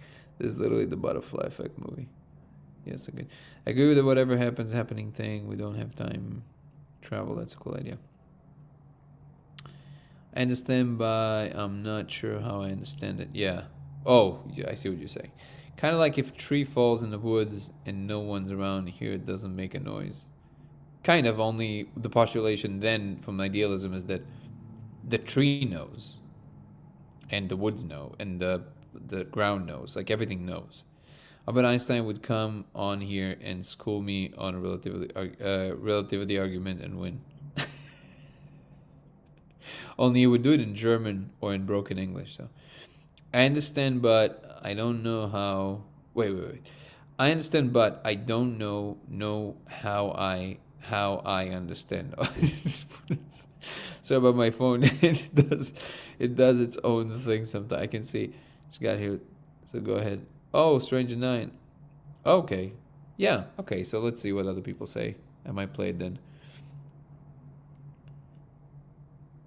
The axe forgets, but the tree remembers. Dude, I love you. It's amazing. Okay, I'll play it, and then we can. And right after that, we can adjourn. Yeah. Okay. We'll do another. Ooh. Okay. Well, fine. We'll do it. Because found. Let's go back. And he said whether he had been. I'm sure that most. All right. Here we go. Now, I'm sure that most of you know the old story about the astronaut who went far out into space and was asked on his return whether he had been to heaven and seen God. And he said yes. And so they said to him, well, what about God? And he said, she is black. And although this is a very well-known and well-worn story, it is very profound. Because, I tell you, I knew a monk who started out in life as pretty much of an agnostic or an atheist.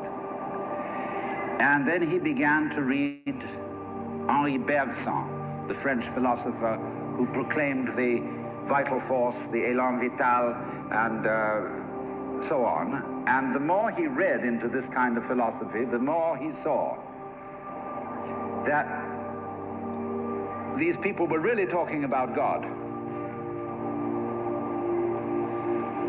And I've read a great deal of theological reasoning about the existence of God, and they all start out on this line. If you are intelligent and reasonable, you cannot be the product of a mechanical and meaningless universe. Figs do not grow on thistles. Grapes do not grow on thorns. And therefore, you, as an expression of the universe, as an aperture through which the universe is observing itself, cannot be a mere fluke.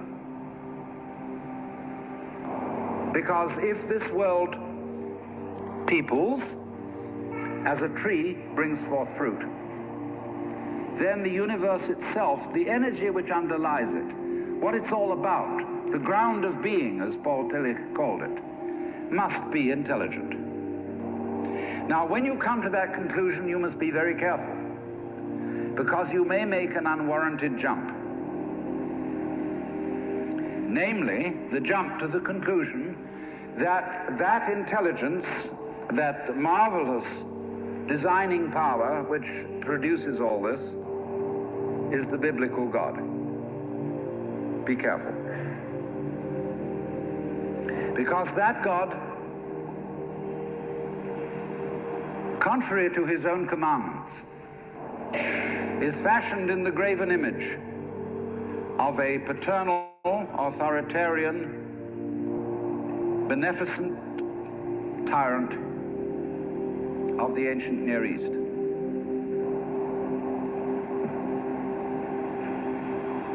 And it's very easy to fall into that trap, because it's all prepared, institutionalized in the Roman Catholic Church, in the synagogue, in the Protestant churches, all there ready for you to accept. And by the pressure of social consensus and so on, it is very natural to assume that when somebody uses the word God, it is that father figure which is intended. Because even Jesus used the analogy, the Father, for his experience of God. He had to. There was no other one available to him in his culture. But nowadays, we are in rebellion against the image of the authoritarian father. Especially this should happen in the United States, where it happens that we are a republic and not a monarchy. And if you, as a loyal citizen of this country, think that a republic is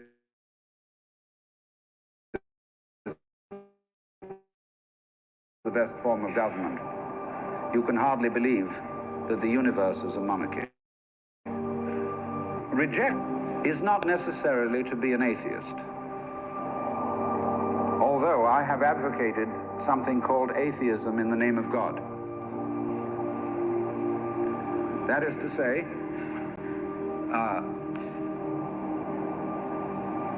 an experience, a contact, a relationship with God, that is to say, with the ground of your being, that does not have to be embodied or expressed in any specific image. Now, theologians on the whole don't like that idea, because I find in my discourse with them that they want to be a little bit hard-nosed about the nature of God.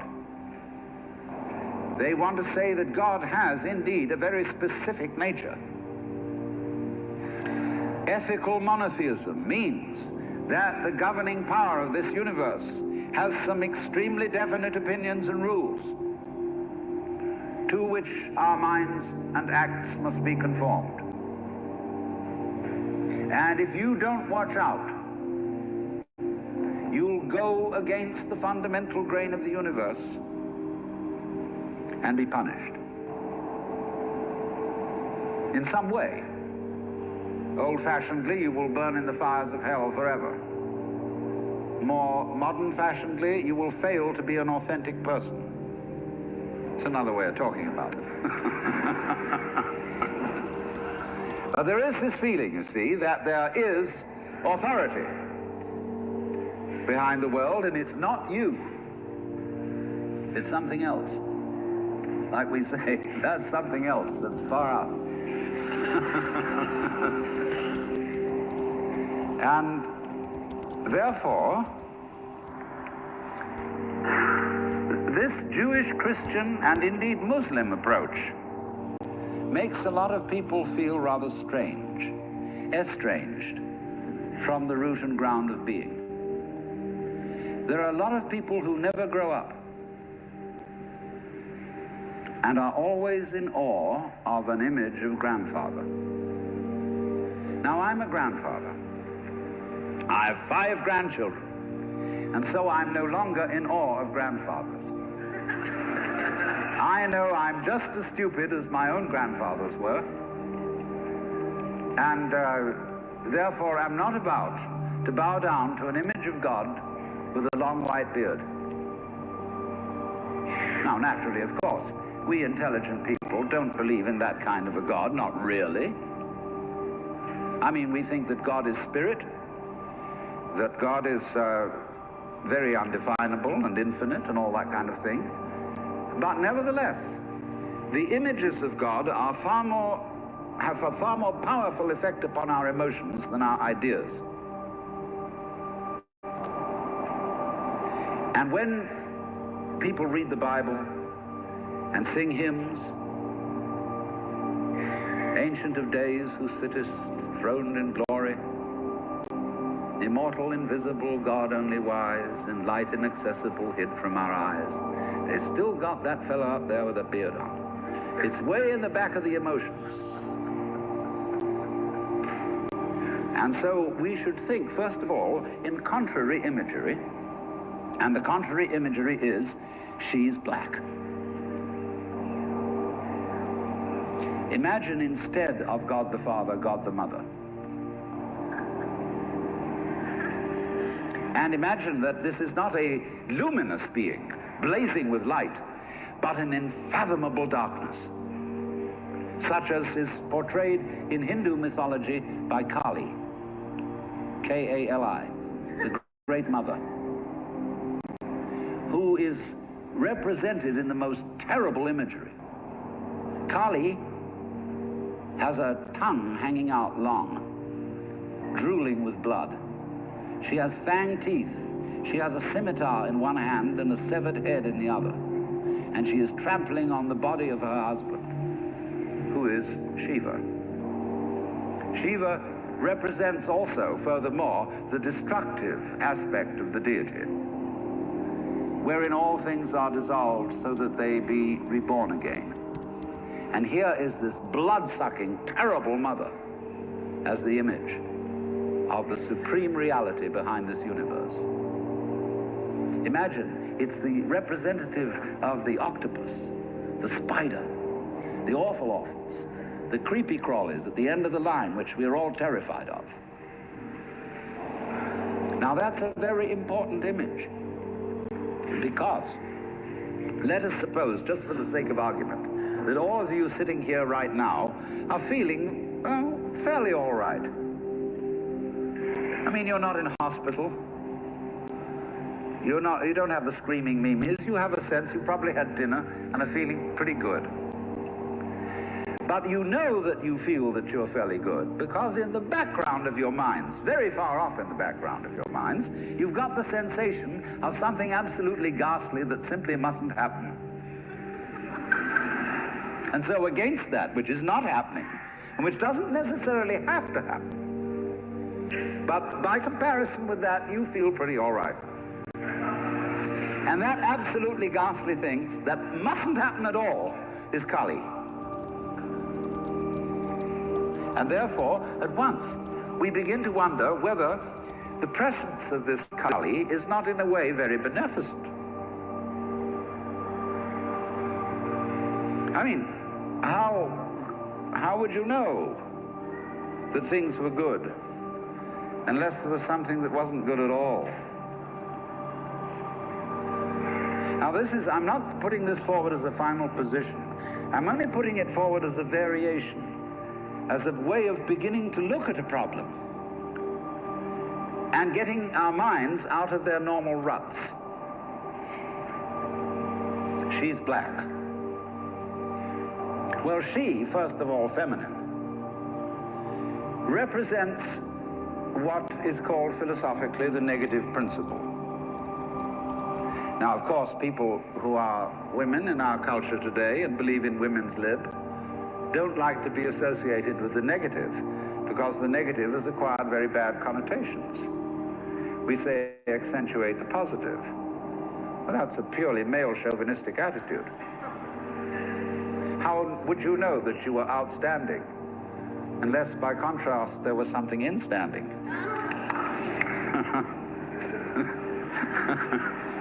You cannot appreciate the convex without the concave. You cannot appreciate the firm without the yielding. And therefore, the so-called negativity of the feminine principle is obviously life-giving and very important. But we live in a culture which doesn't notice it. You see a painting, a drawing of a bird, and you don't notice the white paper underneath it. You see a printed book, and you think that what is important is the printing, and the page doesn't matter.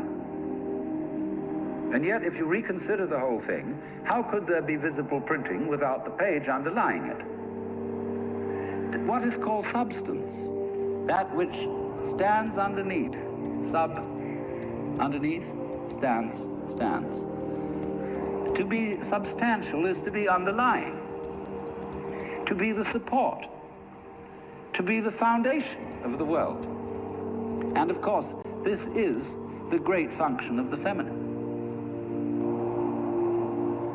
to be the substance.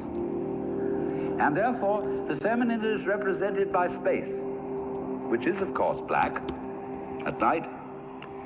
But were it not for black and empty space, there would be no possibility whatsoever of seeing the stars.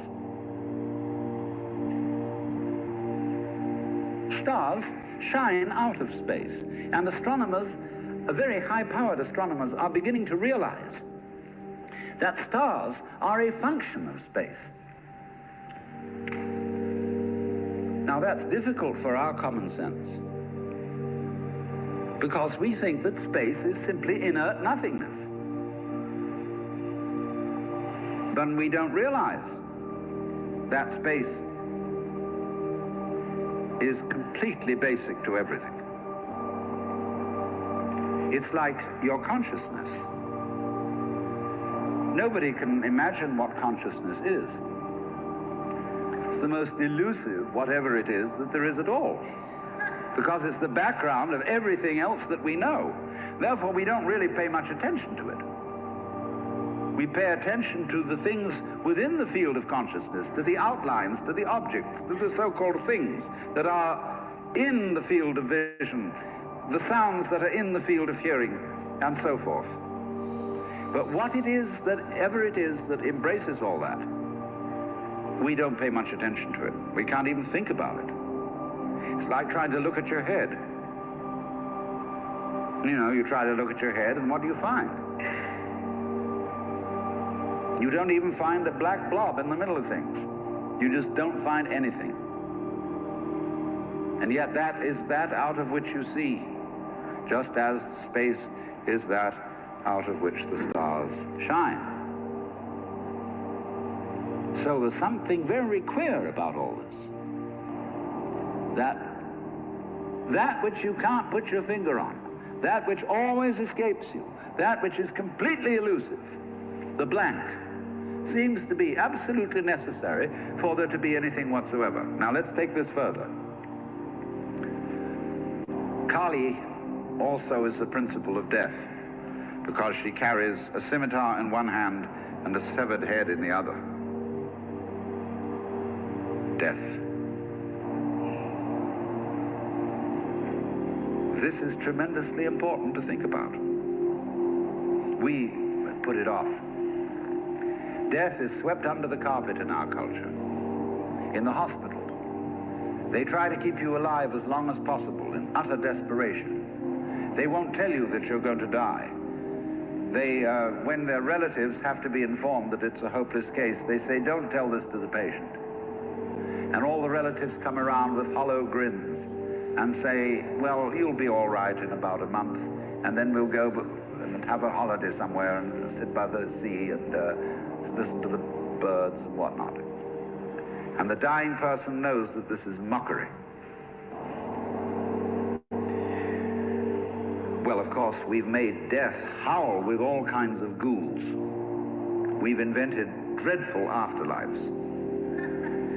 I mean, the Christian version of heaven is as abominable as the Christian version of hell. I mean, nobody wants to be in church forever. Children are absolutely horrified when they hear these hymns which say, prostrate before thy throne to lie and gaze on thee. They can't imagine what this imagery means. I mean, in a very subtle theological way, I could wangle that statement around to make it extremely profound. I mean, to be prostrate at once and to gaze on the other hand, see, is a coincidentia oppositorum, a coincidence of opposites, which is very, very deep. But to a child, it is a crick in the neck. And that's the sort of imagery we're brought up with. So the idea of what might happen after death, well, you're going to be faced with your judge, the one who knows all about you. This is Big Papa, who knows you were a naughty boy and a very naughty girl, especially girl, from the beginning of things. He's going to look right through to the core of your inauthentic existence. And what kind of heebie-jeebies may come up. Or you may believe in reincarnation, and you think that your next life will be the rewards and the punishments for what you've done in this life. And you know you got away with murder in this life. And the most awful things are going to happen next time around. So you look upon death as a catastrophe. Then there are other people who say, well, when you're dead, you're dead. Just nothing going to happen at all. So what you got to worry about? Well, we don't quite like that idea, because it spooks us. You know, what's it be like to die? To go to sleep and never wake up? Well, a lot of things it's not going to be like. It's not going to be like being buried alive. It's not going to be like being in the darkness forever. I tell you what, it's going to be like as if you never had existed at all. Not only you, but everything else as well. That just there was never anything, and there's no one to regret it. And there's no problem. Well, think about that for a while. It's kind of a weird feeling you get when you really think about that. You really imagine it. Just to stop altogether. And you can't even call it stop, because you can't have stop without start. And there wasn't any start. There's just no thing. Well, then when you come to think of it, that's the way it was before you were born. I mean, if you go back in memory, as far as you can go, you get to the same place as you go forward in your anticipation of the future as to what it's going to be like to be dead. Then you get these funny ideas that this blankness is the necessary counterpart of what we call being. Now, we all think we're alive, don't we? I mean, we're really here? That there is something called existence? You know, the existentialists, Dasein, thrownness, you know, here we are. But how could you be experiencing that as a reality unless you had once been dead? What gives us any ghost of a notion that we're here, except by contrast with the fact that we once weren't? And later on, won't we? But this thing is a cycle, like positive and negative poles in electricity. So this then is the value of the symbolism of she is black. She, the womb principle, the receptive, the instanding, the void, and the dark. And so that is to come into the presence of the God who has no image. Behind the Father image, behind the Mother image, behind the image of light inaccessible, and behind the image of profound and abysmal darkness, there's something else which we can't conceive at all.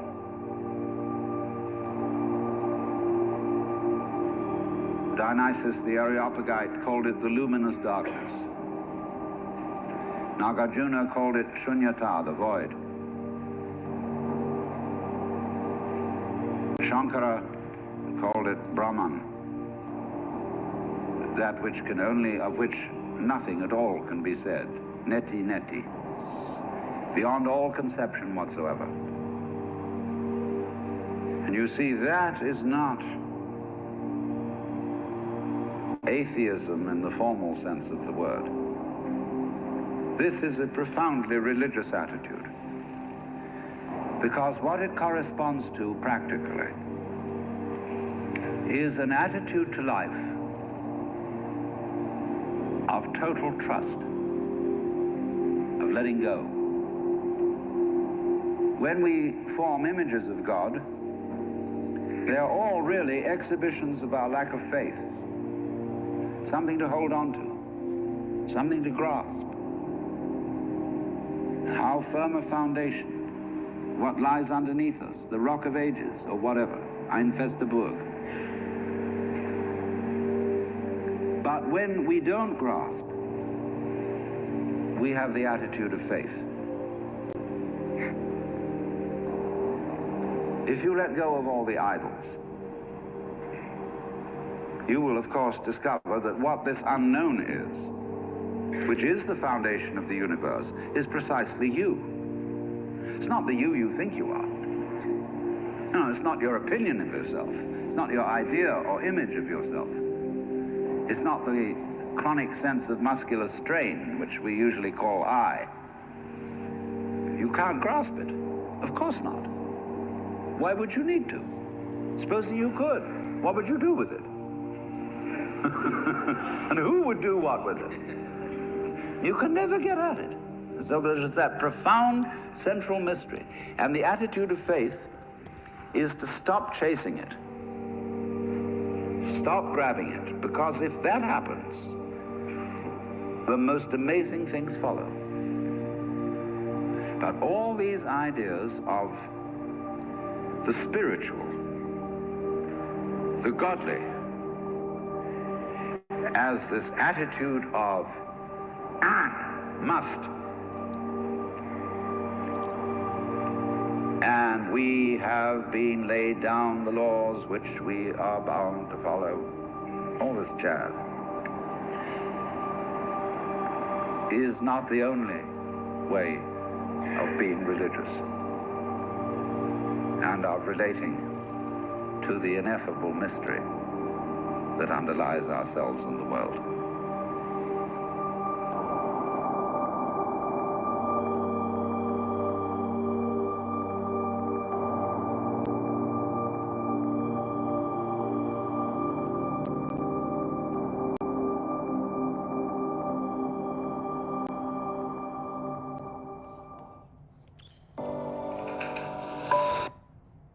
All right. So this was an experiment to play a thing. I hope some of you enjoyed it.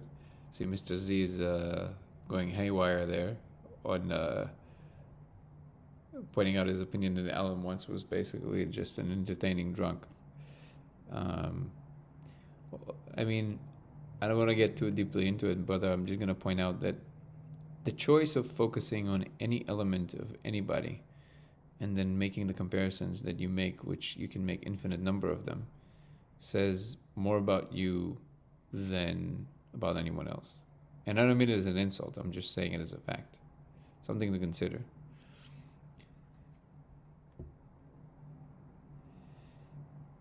Yeah, it was.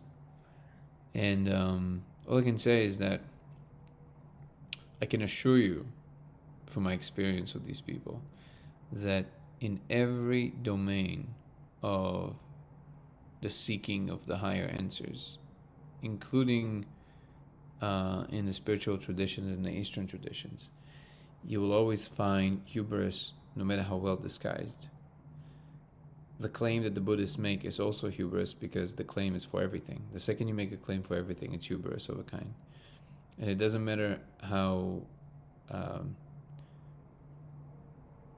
the style of their expression seems to vibe with you. Ultimately, the fact is that if you make a claim for everything, that is hubris. And the second there's a lack of recognition that it's hubris, that is actually the lack of authenticity. This is why I always say this: the Buddha never once made any claims about the metaphysical. He only emphasized the actual practice. Anybody else who emphasizes anything but practice, anybody who says any word aside from trying to teach people how to practice, is by definition an inauthentic expression. But all of it plays a role in potentially guiding the whole system towards a better place, I believe. So to the extent that his words influence people to try and look deeper, that is the value. Anybody who you know is a famous person in this space, including Thich Nhat Hanh, I never know how to pronounce his name, the fact that you know about him will automatically puts him in the same inauthentic category, because the true practice is just to practice. And if somebody comes to you, then great, but you don't go to them. That being said, you are right that there are some individuals who play certain elements more, that focus their attention more on themselves. I just don't think that this is my impression of it, you might be hearing something else because you're looking through different goggles, but you're hearing just pure entertainment. I don't. I hear something very profound, and I hear something in his voice that recognizes something very profound and deep. But you might have a different perception of it. The point is, which is the only thing I can tell you that might actually be helpful in your journey, this is something that I try to apply myself, is that you could have chosen infinite number of reactions right now. I'm talking about free will, right? But whatever the reason is, the state of affairs of the universe where you're sitting chose to focus on that. Something that triggers you. That is helpful. This can be helpful for you.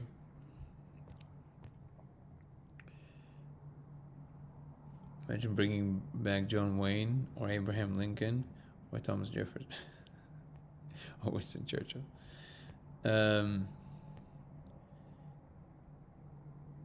You got it, guys. I enjoyed it too. Imagine bringing back. We got that part. How many first-hand teachings by Buddha did you read? How many sutras did you read? I actually read quite extensively, but the Buddha himself didn't speak much. A lot of the stuff that were put on paper by what he taught, all of it has to do with either allegories that have to do with him trying to deliver the teaching, or he would just teach you how to practice. I mean, I'm a long time meditator. I've done quite a few Vipassana retreats. I meditate 2 hours every day. It doesn't give me any kind of authority, obviously, but I do swim in these waters, and I'm familiar also with the community around it. So I see how the psychology works. Yeah, but that does not mean that now you understand something more. All it means is that he said that I did listen to Alan once before with different mindset. Right. So the only thing that changes the mindset. It doesn't mean that you understood something deeper. It just means that you have a different mindset. And that element that actually Alan Watts talked about quite a bit as well, which came from Carl Jung, which is the idea of the shadow, or the way he phrased it, irreducible rascality, is the best guiding principle that I can think of. Because if you don't realize that, not just you, I'm talking about all of us, right? This is not an attack on you, like all of us. If we let's phrase it differently. Anybody, all of us, if we don't recognize that we are also full of shit very often, is the main cause for people pointing fingers too much. Now, I know you're just passing judgment, and you have every right to do so, and I do it very often as well, but I know that every time I do miss an opportunity to actually notice something in myself. I know that for a fact. It's knowing that I can also be full of shit that makes me a little bit or a lot more forgiving, even when I feel like somebody's doing something that I feel is reprehensible to any degree. And I just try to focus my attention differently. That's the best way I can say it. And that, I would say, is a universal constant.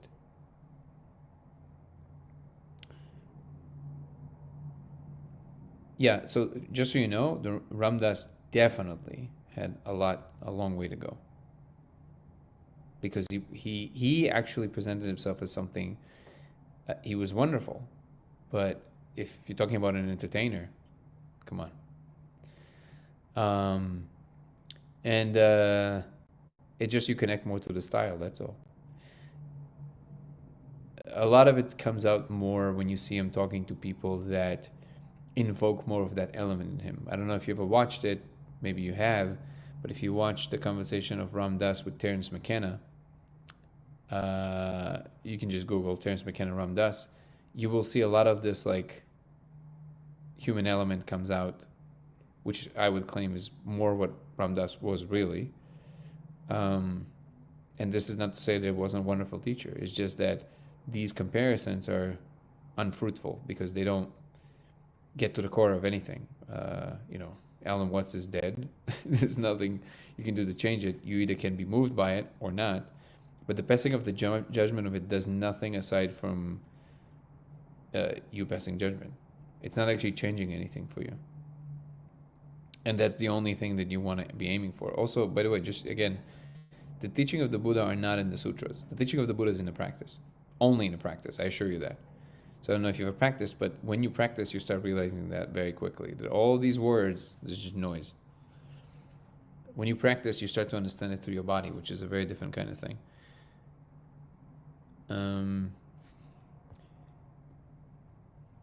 There's a lot of broken bulbs on the way to enlighten. That's a beautiful one. Ram Dass changed after his stroke. No, even before. Like, you mean, of course he changed after his stroke, but like, I'm just telling you the majority of the trajectory of his life. Ram Dass is not the person who I would think is the exemplar of a modern, enlightened person. Yeah, he became much more angelic because he could barely move. I love that phrase.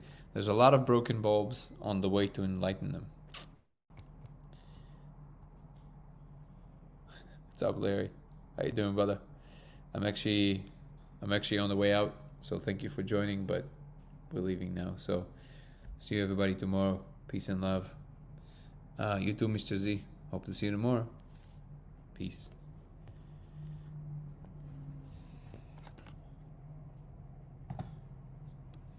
Peace and love, everybody.